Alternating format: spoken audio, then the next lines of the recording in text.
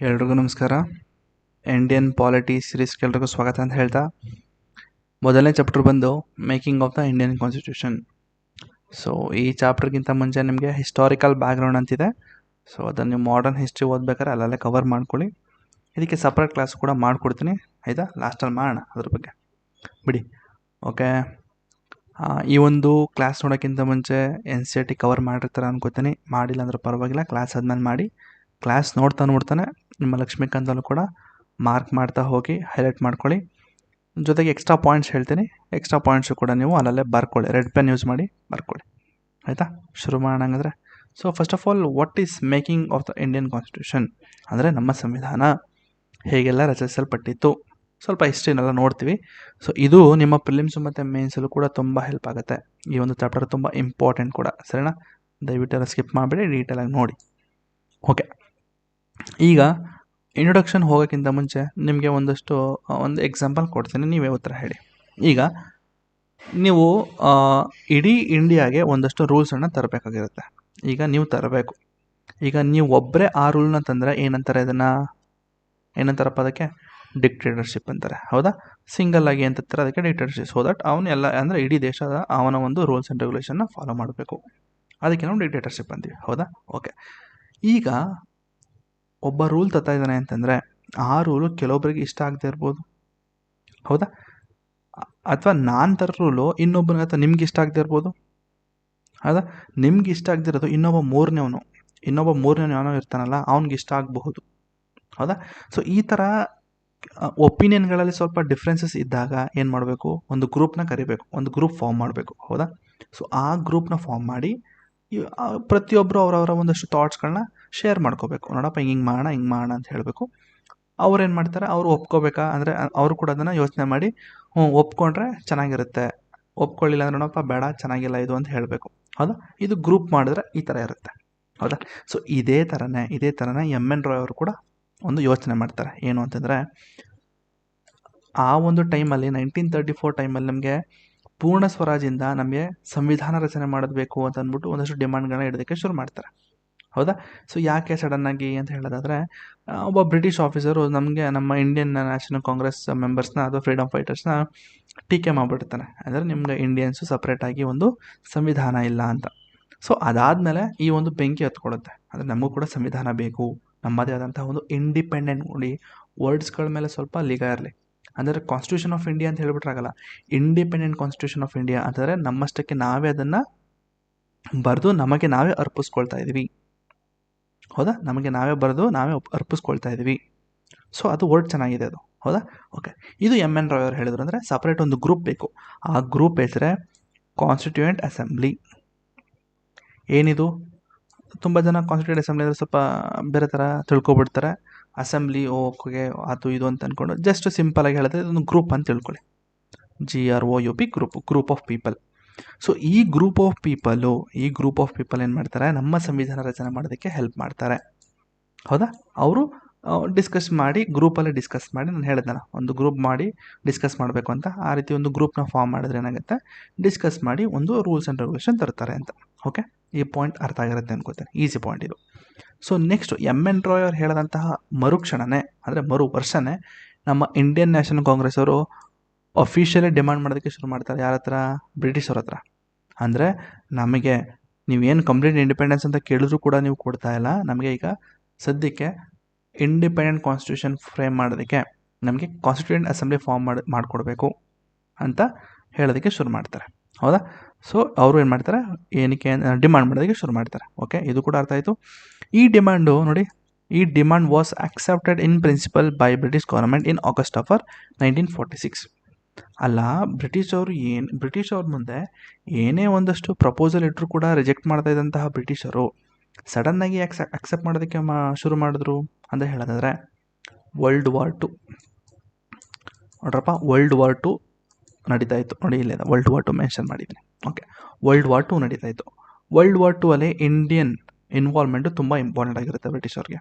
So ಹಾಗಾಗಿ ಅಕಸ್ಮಾತು Indians ಕೊಡುವಂತಹ ಏನೇ ಒಂದು ಡಿಮಾಂಡ್ಗಳಿಗೆ ನಾವು ಒಪ್ಕೊಳ್ದೇ ಇದ್ದರೆ ಈ ವಾರ ನಾವು ಸೋತ್ಬಿಡ್ತೀವಿ ಅಂತ ಹೇಳಿ ಬ್ರಿಟಿಷ್ ಅವ್ರು ಏನು ಮಾಡ್ತಾರೆ, August 4 ಮುಖಾಂತರ ಏನು ಮಾಡ್ತಾರೆ, ಈ ಡಿಮಾಂಡನ್ನು ನಾವು ಅಕ್ಸೆಪ್ಟ್ ಮಾಡ್ತಾ ಇದ್ದೀವಿ ಅಂತ ಹೇಳಿ ಕಳಿಸ್ತಾರೆ.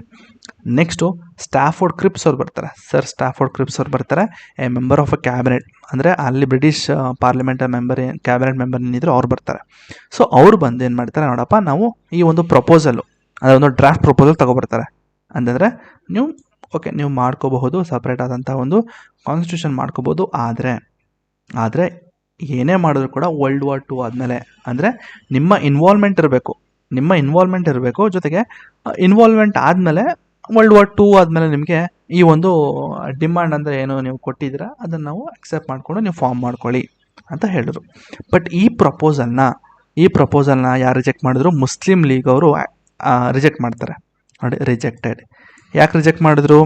ಸೊ ಈ ಒಂದು ಸ್ಟಾಫೋರ್ಡ್ ಕ್ರಿಪ್ಸ್ ಅವ್ರು ಏನು ಡ್ರಾಫ್ಟ್ ಪ್ರಪೋಸಲ್ ಅಂತ ಏನು ತಂದಿದ್ರು, ಆಯಿತಾ, ಈ ಒಂದು ಡ್ರಾಫ್ಟ್ ಪ್ರಪೋಸಲ್ ಅಂತ ಏನು ತಂದಿದ್ರಲ್ಲ, ಇದು ಬೋತ್ ಇಂಡಿಯಾ ಆ್ಯಂಡ್ ಪಾಕಿಸ್ತಾನ್, ಆಯಿತಾ, ಇಬ್ಬರೂ ಕೂಡ ಅಂತಲೇ ತಂದಿದ್ದು. ಬಟ್ ಮುಸ್ಲಿಂ ಲೀಗ್ ಅವ್ರು ಏನು ಮಾಡಿದ್ರು, ಸಪ್ರೇಟ್ ನಮಗೆ ನಾರ್ತ್ ವೆಸ್ಟ್ ಫ್ರಂಟಿಯರ್ ಪ್ರಾವಿನ್ಸಸ್ ಬೇಕು ಅಂತ ಕೇಳೋದಕ್ಕೆ ಶುರು ಮಾಡ್ತಾಯಿದ್ರು. ಅಂದರೆ ಸಪ್ರೇಟಾಗಿ ನಮಗೆ ಮುಸ್ಲಿಮ್ಸ್ ಕಂಟ್ರಿ ಅಂತಂದರೆ ಸಪ್ರೇಟಾಗಿ ನಮಗೆ ಪಾಕಿಸ್ತಾನ್ ಬೇಕು ಅಂತ ಕೇಳೋದಕ್ಕೆ ಶುರು ಮಾಡಿದ್ರು. ಹೌದಾ? ಬಟ್ ಇವ್ರು ತಂದಿದ್ದು ಏನಾಗಿತ್ತು, ಕಂಪ್ಲೀಟ್ ಇಂಡಿಯಾಗೆ ಅಂತ ತಂದಿತ್ತು. ಬಟ್ ಇವ್ರು ಏನು ಮಾಡ್ತಾರೆ, ನಮಗೆ ಸಪ್ರೇಟ್ ಪಾಕಿಸ್ತಾನ್ ಬೇಕು, ಹಾಗಾಗಿ ನಮಗೆ ಇದನ್ನು ನಾವು ರಿಜೆಕ್ಟ್ ಮಾಡ್ತೀವಿ ಅಂತ ಅಂದ್ಬಿಟ್ಟು ಮುಸ್ಲಿಂ ಲೀಗ್ ಅವರು ರಿಜೆಕ್ಟ್ ಮಾಡಿದ್ರು. ಹೌದಾ? ನೆಕ್ಸ್ಟು ಎಲ್ಲ ಆಯಿತು, ಓಕೆ. ನೆಕ್ಸ್ಟು 1946 ನವಂಬರಲ್ಲಿ ಈ ಒಂದು ಕಾನ್ಸ್ಟಿಟ್ಯೂಯೆಂಟ್ ಅಸೆಂಬ್ಲಿ ಫಾರ್ಮ್ ಆಯಿತು. ಆಯಿತಾ, this was constituted in November 1946. ಈ ಒಂದು under the scheme formulated by cabinet mission plan ಮುಖಾಂತರ ಈ ಒಂದು ಕಾನ್ಸ್ಟಿಟ್ಯೂಯೆಂಟ್ ಅಸೆಂಬ್ಲಿ ಫಾರ್ಮ್ ಆಯಿತು. ಆಯಿತಾ, ಓಕೆ. ಅಲ್ಲಿ ಏನೂ ಇಲ್ಲ, ಅಂಥದ್ದು ಕಷ್ಟವಾಗಿರೋ ಪಾಯಿಂಟ್ಸ್ಗಳಿಲ್ಲ, ಸ್ವಲ್ಪ ಹಿಸ್ಟ್ರಿ ಪಾಯಿಂಟ್ಸ್ ಅಲ್ವಾ. ಓಕೆ.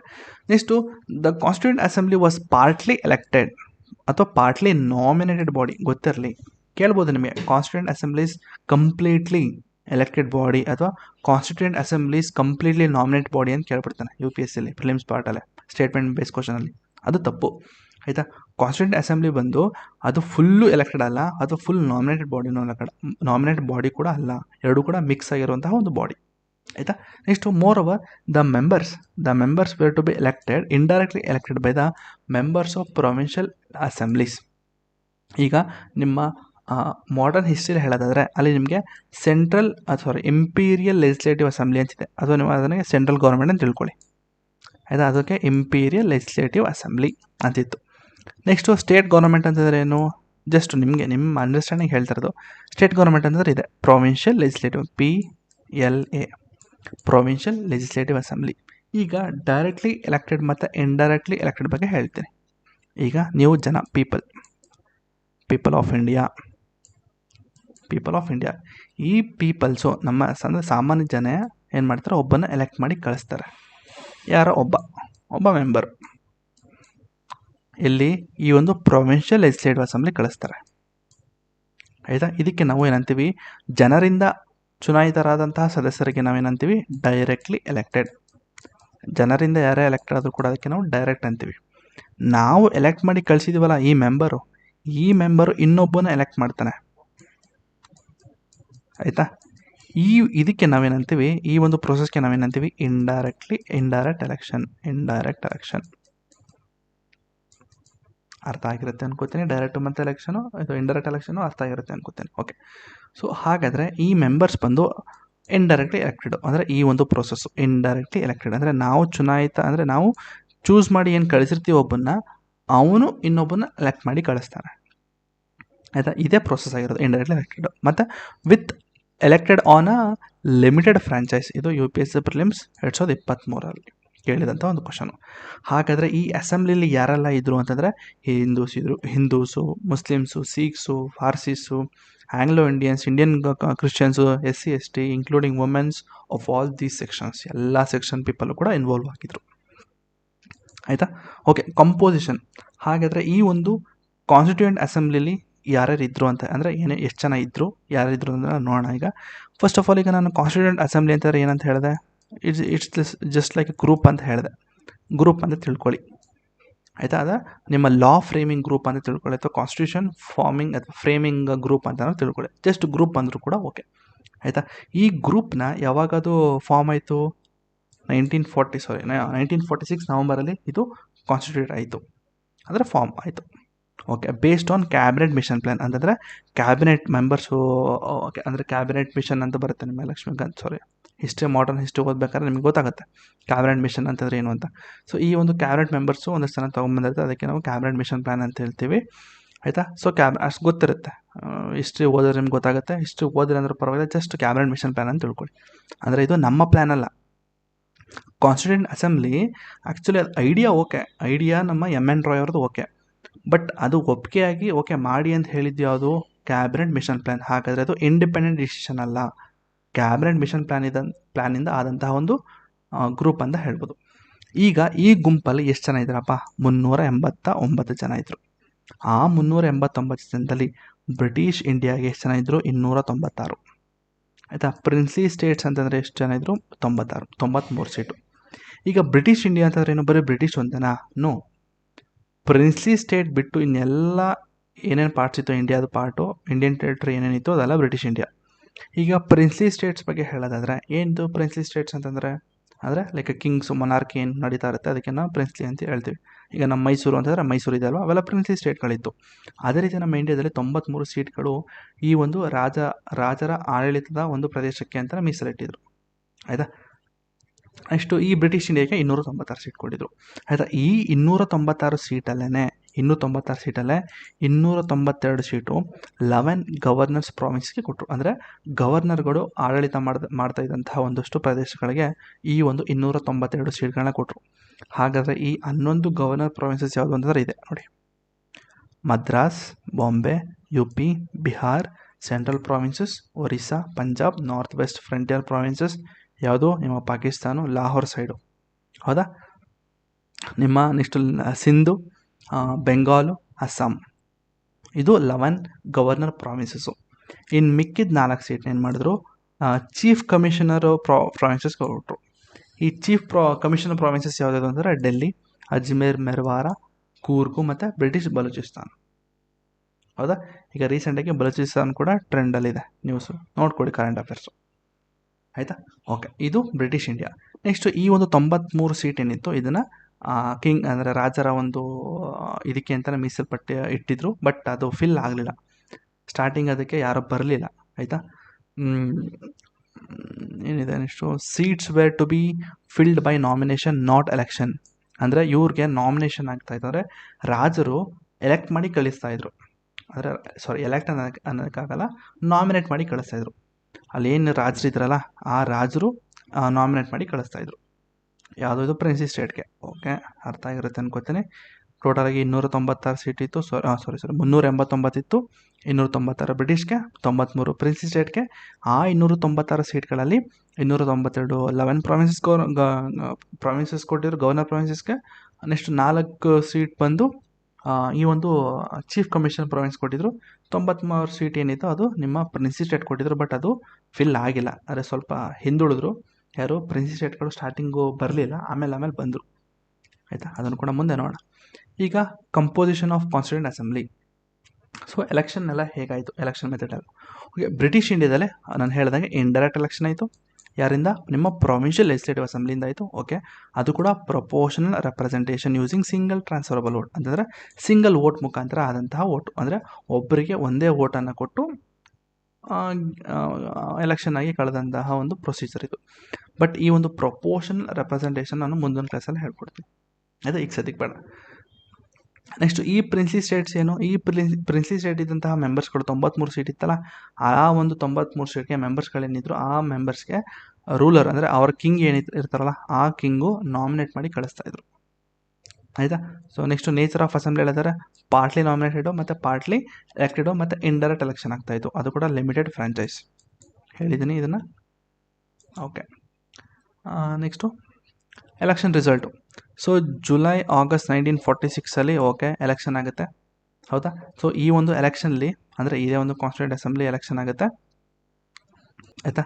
ಸೊ ಎಲೆಕ್ಷನಲ್ಲಿ ಇಂಡಿಯನ್ ನ್ಯಾಷನಲ್ ಕಾಂಗ್ರೆಸ್ಗೆ 208 ಸೀಟ್ ಸಿಗುತ್ತೆ, 208 ಸೀಟ್ ಸಿಗುತ್ತೆ. ಮುಸ್ಲಿಂ ಲೀಗ್ಗೆ 73 ಸೀಟ್ ಸಿಗುತ್ತೆ, ಮತ್ತು ಇಂಡಿಪೆಂಡೆಂಟ್ಗಳಿಗೆ 15 ಸೀಟ್ ಸಿಗುತ್ತೆ, ಹೌದಾ. ನೆಕ್ಸ್ಟು ಪ್ರಿನ್ಸಿ ಸ್ಟೇಟ್ದು ರೆಸ್ಪಾನ್ಸ್ ಏನಿತ್ತು, ಈ 93 ಸೀಟ್ದು, ಈ 93 ಸೀಟ್ದು ಏನಿತ್ತು the reserve for the princely state remained vacant initially, ಇದು ತುಂಬ ಮುಖ್ಯ. ಈ ಪ್ರಿನ್ಸಿ ಸ್ಟೇಟ್ಗಳು ಸ್ಟಾರ್ಟಿಂಗ್ಗೆ ಬರಲಿಲ್ಲ, ಅವರು ಮೆಂಬರ್ಸ್ಗಳು ಬರಲಿಲ್ಲ ಆ್ಯಕ್ಚುಲಿ, ಆಮೇಲೆ ಬಂದರು. ಇನಿಷಿಯಲಿ ಅದು ಹಂಗೆ ಖಾಲಿ ಇತ್ತು, ಆಯಿತಾ.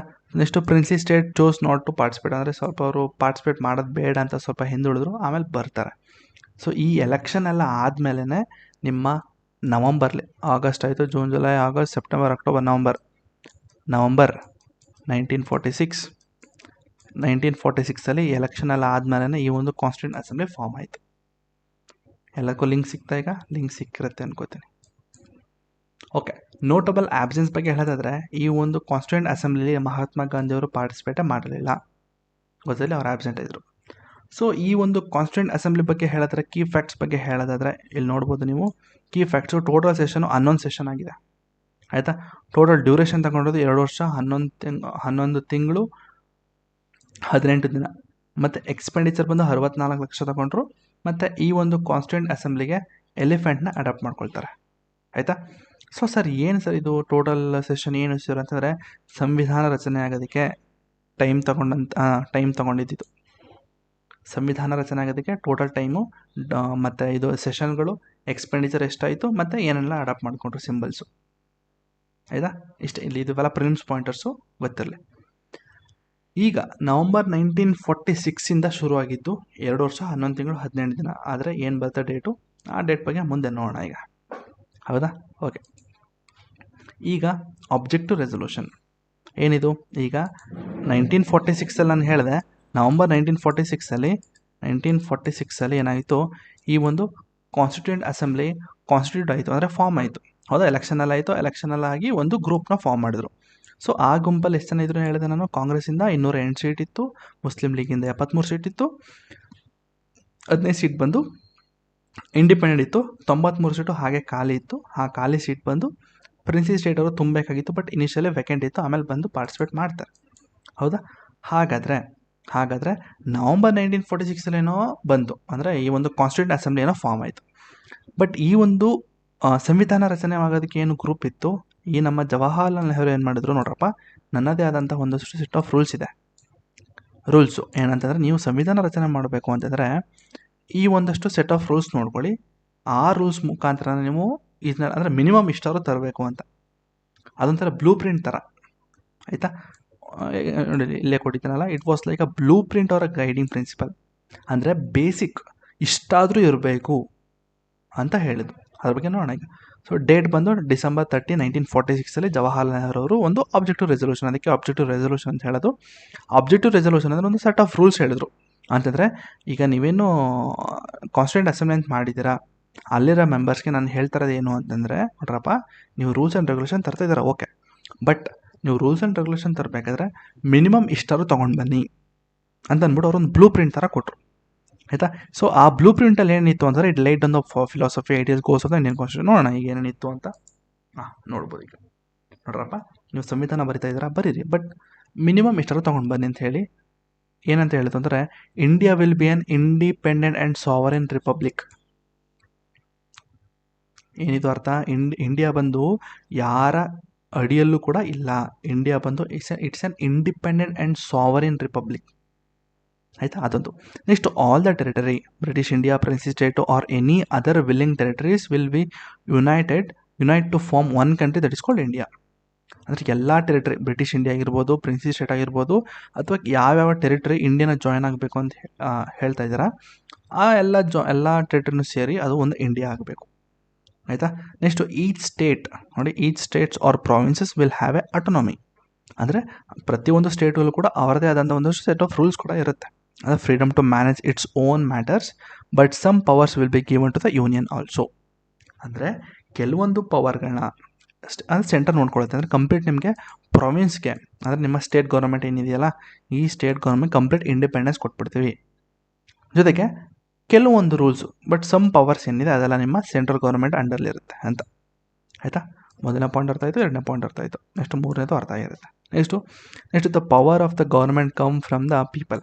ನೋಡಪ್ಪ, ನಿಮಗೆ ಪವರು ನಿಮ್ಮಷ್ಟಕ್ಕೆ ನಿಮಗೆ ಪವರ್ ಅಲ್ಲ, ಜನಗಳಿಂದ ಬರಬೇಕು ನಿಮಗೆ ಪವರು ಅಂತ ಹೇಳ್ತು, ಆಯಿತಾ. Next, guarantee of justice, equality and freedom for every one, ಆಯಿತಾ. ಎಲ್ಲರೂ ಕೂಡ ನ್ಯಾಯವಾಗಿ, ಜಸ್ಟಿಸು, ಆಯಿತಾ, ಈಕ್ವಾಲಿಟಿ, ಸಮಾನತೆ, ಫ್ರೀಡಮ್, ಸ್ವಾತಂತ್ರ್ಯ ಎಲ್ಲರೂ ಕೂಡ ಸಿಗಬೇಕು. Next protection and safeguard of minority, backward classes, tribals and depress classes. ಇದು ತುಂಬ ಮುಖ್ಯ. ಇವರ ಒಂದು ಆಬ್ಜೆಕ್ಟಿವ್ ರೆಸೊಲ್ಯೂಷನಲ್ಲಿ ಡಿಪ್ರೆಸ್ ಕ್ಲಾಸಸ್ ಕೂಡ ಮೆನ್ಷನ್ ಆಗಿದೆ. ಆಯಿತಾ. Next maintain the integrity and unity of India. ಆಯಿತಾ. Next contribute the world peace. ನೋಡ್ರಪ್ಪ, ಇಷ್ಟು ಬರೋಕ್ಕೆ ಬರಲ್ಲಪ್ಪ. 8 ಪಾಯಿಂಟ್ಸು ಓದಿದ್ರೆ ನಿಮಗೆ ಇಲ್ಲಿ ಒಂದು 80 ವರ್ಡ್ಸ್ ಇದೆ. ಇದ್ರ ಮೇಲೆ ಒಂದು ಚಿಕ್ಕ ಇಂಟ್ರೊಡಕ್ಷನು, ಕೆಳಗಡೆ ಒಂದು ಕಂಕ್ಲೂಷನು. ಇದು ಕಂಪ್ಲೀಟ್ ಮೇನ್ ಬಾಡಿ, ಆಬ್ಜೆಕ್ಟಿವ್ ರೆಸೊಲ್ಯೂಷನ್ದು ಮೇನ್ ಬಾಡಿ. UPSC ಮೇನ್ಸಲ್ಲಿ ಬಂತು ಅಂತಂದ್ರೆ ನೋಡ್ರಪ್ಪ ಆರಾಮಾಗಿ ಬರಿಬೋದು. ಇದನ್ನ 8 ಪಾಯಿಂಟ್ಸು ಬರೀತಾರೆ. ಇದನ್ನು ಆಬ್ಜೆಕ್ಟಿವ್ ರೆಸೊಲ್ಯೂಷನು ಕೇಳಿದ್ರೆ ಓಕೆ, ಒಂದು ರೂಲ್ ಶೀಟ್ ಅಥವಾ ಒಂದು ಕಾಲೇಜ್ ಪೇಜ್ ಇತ್ತು ಅಂದರೆ ಇದನ್ನು ನೋಟ್ ಮಾಡ್ಕೊಳ್ಳಿ ಚಿಕ್ಕದಾಗಿ. ಆಯಿತಾ. ಸೊ ಏನಪ್ಪ ಇತ್ತು ಅವರ ಒಂದು ಜವಾಹರ್ಲಾಲ್ ನೆಹರು ಅವರ ಒಂದು ಆಬ್ಜೆಕ್ಟಿವ್ ರೆಸೊಲ್ಯೂಷನ್ ಏನಿತ್ತು ಅಂತಂದರೆ, ಇಂಡಿಯಾ ಅನ್ನೋದು ಯಾರ ಅಡಿಯಲ್ಲೂ ಕೂಡ ಇರಬಾರ್ದು, ಅದು ಒಂದು ಇಂಡಿಪೆಂಡೆಂಟ್ ಮತ್ತು ಸಾವರಿನ್ ರಿಪಬ್ಲಿಕ್ ಆಗಿರಬೇಕು. ಮತ್ತು ಯಾವೆಲ್ಲ ಟೆರಿಟರಿ ನಮ್ಮ ಇಂಡಿಯಾನ ಜಾಯ್ನ್ ಆಗುತ್ತೆ, ಆಯಿತಾ, ಮತ್ತು ಬ್ರಿಟಿಷ್ ಇಂಡಿಯಾ, ಪ್ರಿನ್ಸಿ ಸ್ಟೇಟು ಮತ್ತು ಬೇರೆ ಬೇರೆ ಟೆರಿಟರಿ, ಯಾವುದಾದ್ರು ಟೆರಿಟರಿ ನಮ್ಮದಕ್ಕೆ ಜಾಯ್ನ್ ಆಗುತ್ತೆ, ಅದೆಲ್ಲ ಜಾಯ್ನ್ ಆಗಿ ಒಂದು ಕಂಟ್ರಿ ಆಗುತ್ತೆ, ದಟ್ ಇಸ್ ಕಾಲ್ಡ್ ಇಂಡಿಯಾ. 2ನೇ ಪಾಯಿಂಟು. ನೆಕ್ಸ್ಟು ಎಲ್ಲ ಸ್ಟೇಟ್ಗೂ ಕೂಡ ಒಂದು ಆಟೋನಮಿ, ಅಂದರೆ ಅವ್ರಿಗೆ ಆದಂಥ ಫ್ರೀಡಮ್ ಕೊಟ್ಬಿಡ್ತೀವಿ. ಆಯಿತಾ. ಎಲ್ಲ ಸ್ಟೇಟ್ಗೂ ಕೂಡ ಫ್ರೀಡಮ್ ಇರುತ್ತೆ, ಸೊ ದಟ್ ಅವರು ಆ ಒಂದು ಸ್ಟೇಟ್ನ ಮ್ಯಾನೇಜ್ ಮಾಡಬಹುದು. But some of the powers ನಿಮ್ಮ ಸೆಂಟ್ರಲ್ ಗೌರ್ಮೆಂಟಲ್ಲಿರುತ್ತೆ. ನೆಕ್ಸ್ಟು ಈ ಗೌರ್ಮೆಂಟ್ಗೆ ಪವರ್ ಎಲ್ಲಿಂದ ಬರುತ್ತೆ? ಅವ್ರವ್ರು ಗೆದ್ಬಿಡೋಕ್ಕಾಗಲ್ಲ. ಜನಗಳಿಂದ ಚುನಾಯಿತರಾಗಿ ಹೋಗಬೇಕು, ಜನಗಳಿಂದ ಬರಬೇಕು ನಿಮಗೆ ಪವರು. ಮತ್ತು ಈ ಸಂವಿಧಾನ ಪ್ರತಿಯೊಬ್ಬರಿಗೂ ಕೂಡ ನ್ಯಾಯ ಸಿಗಬೇಕು, ಸಮಾನತೆ ಸಿಗಬೇಕು ಮತ್ತು ಸ್ವಾತಂತ್ರ್ಯ ಸಿಗಬೇಕು. ಜೊತೆಗೆ ಮೈನಾರಿಟೀಸ್ ಏನೇನಿದ್ದಾರೆ, backward classes, tribals, minorities, depress classes, ಪ್ರತಿಯೊಬ್ಬರು ಕೂಡ ಪ್ರೊಟೆಕ್ಷನ್ ಮತ್ತು ಸೇಫ್ ಗಾರ್ಡ್ ಇರಬೇಕು. ಮತ್ತು ದೇಶದ ಯೂನಿಟಿ ಅಥವಾ ಇಂಟಿಗ್ರಿಟಿ ಆಫ್ ಇಂಡಿಯಾನ ಮೇಂಟೈನ್ ಮಾಡಬೇಕು. Protect land, sea and air territories. Next contribute to world peace and welfare of humanity. ಹೌದಾ, ಅರ್ಥ ಆಗಿರುತ್ತೆ ಅನ್ಕೋತೀನಿ. Okay, next what are the changes made by the independence act. Okay, independence act 1947 ದಯವಿಟ್ಟು ಒಂದ್ಸತಿ ಓದಿ. ಅಲ್ಲಿ ಕೆಲವೊಂದಷ್ಟು ರೂಲ್ಸ್ ಆ್ಯಂಡ್ ರೆಗ್ಯುಲೇಷನ್ಗಳಿತ್ತು, ಅಂದರೆ ಸೆಟ್ ಆಫ್ ಒಂದಷ್ಟು ರೂಲ್ಸ್ ಇದೆ. ಸೊ ಆ ರೂಲ್ಸ್ಗಳನ್ನ ಕೆಲವೊಂದು ಚೇಂಜ್ ಮಾಡಿದ್ರು. ಏನು ಅಂತಂದರೆ ಇಂಡಿಯಾನ ಸಾವರಿನ್ ಬಾಡಿಯಾಗಿ ಮಾಡಿದ್ರು. ಆಯಿತಾ. ಓಕೆ, ಅದನ್ನು ಆಬ್ಜೆಕ್ಟಿವ್ ರೆಸೊಲ್ಯೂಷನ್ ನೋಡ್ತೀವಿ. ಬಟ್ ಈ ಒಂದು ಕಾನ್ಸ್ಟಿಟ್ಯೂಂಟ್ ಅಸೆಂಬ್ಲಿ ಅಂತ ಏನಿದೆ, ಇದನ್ನು this assembly was declared as a fully sovereign able to alter any ಲಾ.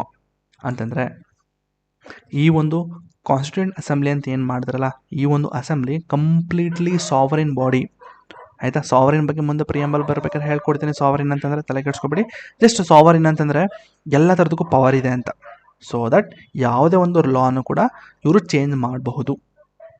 ಆಯಿತಾ. ಈ ಒಂದು ಕಾನ್ಸ್ಟಿಟ್ಯೂಂಟ್ ಅಸೆಂಬ್ಲಿ ಏನಿದೆ, ಬ್ರಿಟಿಷ್ದವರು ತಂದಂತಹ ಯಾವುದೇ ಲಾ ಆಗಿರ್ಬೋದು ಅದನ್ನೆಲ್ಲ ಚೇಂಜ್ ಮಾಡುವ ಹಕ್ಕು ಮತ್ತು ಪವರು ಈ ಒಂದು ಕಾನ್ಸ್ಟಿಟ್ಯೂಂಟ್ ಅಸೆಂಬ್ಲಿಗೆ ಇದೆ ಅಂತ ಗೊತ್ತಾಯಿತು. ಆಯಿತಾ. Next dual function. ಏನಿದು ಡ್ಯುಯಲ್ ಫಂಕ್ಷನ್ ಬಗ್ಗೆ ಹೇಳೋದಾದರೆ, ಈ ಒಂದು ಕಾನ್ಸ್ಟಿಟ್ಯೂಂಟ್ ಅಸೆಂಬ್ಲಿ ಡ್ಯುಯಲ್ ಫಂಕ್ಷನ್ ಆಗಿ ವರ್ಕ್ ಮಾಡ್ತಾಯಿತ್ತು. ಒಂದು ಲೆಜಿಸ್ಲೇಟಿವ್ ಬಾಡಿ ಅಂತ, ಇನ್ನೊಂದು ಕಾನ್ಸ್ಟಿಟ್ಯೂಂಟ್ ಬಾಡಿ ಅಂತ. ಈ ಒಂದು ಲೆಜಿಸ್ಲೇಟಿವ್ ಬಾಡಿ ಅಂತಂದರೆ ಒಂದು ಲಾ ಮೇಕಿಂಗ್ ಬಾಡಿ. ಸೊ ಏನು ಅಂತಂದರೆ ಇದು ಚೇರ್ಡ್ ಬೈ ಮಾವಲಂಕರ್ ಅವರು ಚೇರ್ಮನ್ಶಿಪ್ ತೊಗೊಂಡಿದ್ರು. ನೆಕ್ಸ್ಟು ಕಾನ್ಸ್ಟಿಟ್ಯೂಂಟ್ ಬಾಡಿ, ಈ ಒಂದು ಬಾಡಿನ ಯಾರು ಚೇರ್ಮನ್ ಮಾಡಿದರು ಅಂತಂದರೆ ನಮ್ಮ ರಾಜೇಂದ್ರ ಪ್ರಸಾದ್ ಅವರು. ಆಯಿತಾ. ಗೊತ್ತಲ್ಲಿ ನಮ್ಮ ಈ ಒಂದು ಕಾನ್ಸ್ಟಿಟ್ಯೂಂಟ್ ಅಸೆಂಬ್ಲಿ ಅಂತ ಏನಿದೆ, ಇದು ಡ್ಯುಯಲ್ ಫಂಕ್ಷನ್ಸ್ ಮಾಡ್ತಾಯಿದ್ದು, ಒಂದು ಲೆಜಿಸ್ಲೇಟಿವ್ ಬಾಡಿ, ಒಂದು ಕಾನ್ಸ್ಟಿಟ್ಯೂಂಟ್ ಬಾಡಿ. ಓಕೆ, ನೆಕ್ಸ್ಟು ಈ ಒಂದು ಕಾನ್ಸ್ಟಿಟ್ಯೂಂಟ್ ಅಸೆಂಬ್ಲಿ ಏನಿದೆ, ಈ ಒಂದು ಅಸೆಂಬ್ಲಿನ ಏನು ಮಾಡಿದ್ರು ಅವರು ಫಸ್ಟ್ ಪಾರ್ಲಿಮೆಂಟ್ ಆಗಿ ಡಿಕ್ಲೇರ್ ಮಾಡಿಬಿಡ್ತಾರೆ. ಅಂದರೆ ಈಗ ಹೇಗಿದ್ರೂ ಎಲೆಕ್ಷನ್ ಆಗಿದೆ. ಹೌದಾ. 1946 ಎಲ್ಲಿದು ನಾವು ನೋಡಿದ್ವಲ್ಲ, ಇಲ್ಲಿ ಎಲೆಕ್ಷನ್ ಅದು ಇಲ್ಲಿದೆ ನೋಡಿ ಎಲೆಕ್ಷನ್ನು. ಜುಲೈ ಆಗಸ್ಟ್ 1946 ಏನು ಎಲೆಕ್ಷನ್ ಆಯಿತು. ಎಲೆಕ್ಷನ್ ಇಂದ ತಾನೇ ಆಗಿದ್ದಿತ್ತು ಪಾರ್ಲಿಮೆಂಟು. ಅಂದರೆ ಅಸೆಂಬ್ಲಿ ಅಂತಂದ್ರೆ ಪಾರ್ಲಿಮೆಂಟ್ ಥರನೇ. ಹೌದಾ. ಒಂದು ಗ್ರೂಪ್ ಥರನೇ, ಪಾರ್ಲಿಮೆಂಟ್ ಅಂದರೂ ಕೂಡ ಒಂದು ಗ್ರೂಪ್ ಥರನೇ. ಹೌದಾ. ಸೊ ಇದು ಕೂಡ ಎಲೆಕ್ಷನಿಂದನೇ ಆಗಿರೋದು. ಹಾಗಾಗಿ ಈ ಅಸೆಂಬ್ಲಿನ ಡ್ರಾಪ್ ಮಾಡೋದು ಬೇಡ, ಇದನ್ನು ನಾವು ಹಾಗೆ ಕಂಟಿನ್ಯೂ ಮಾಡೋಣ. So that it will be our first parliament of a free India. ಆಯಿತಾ.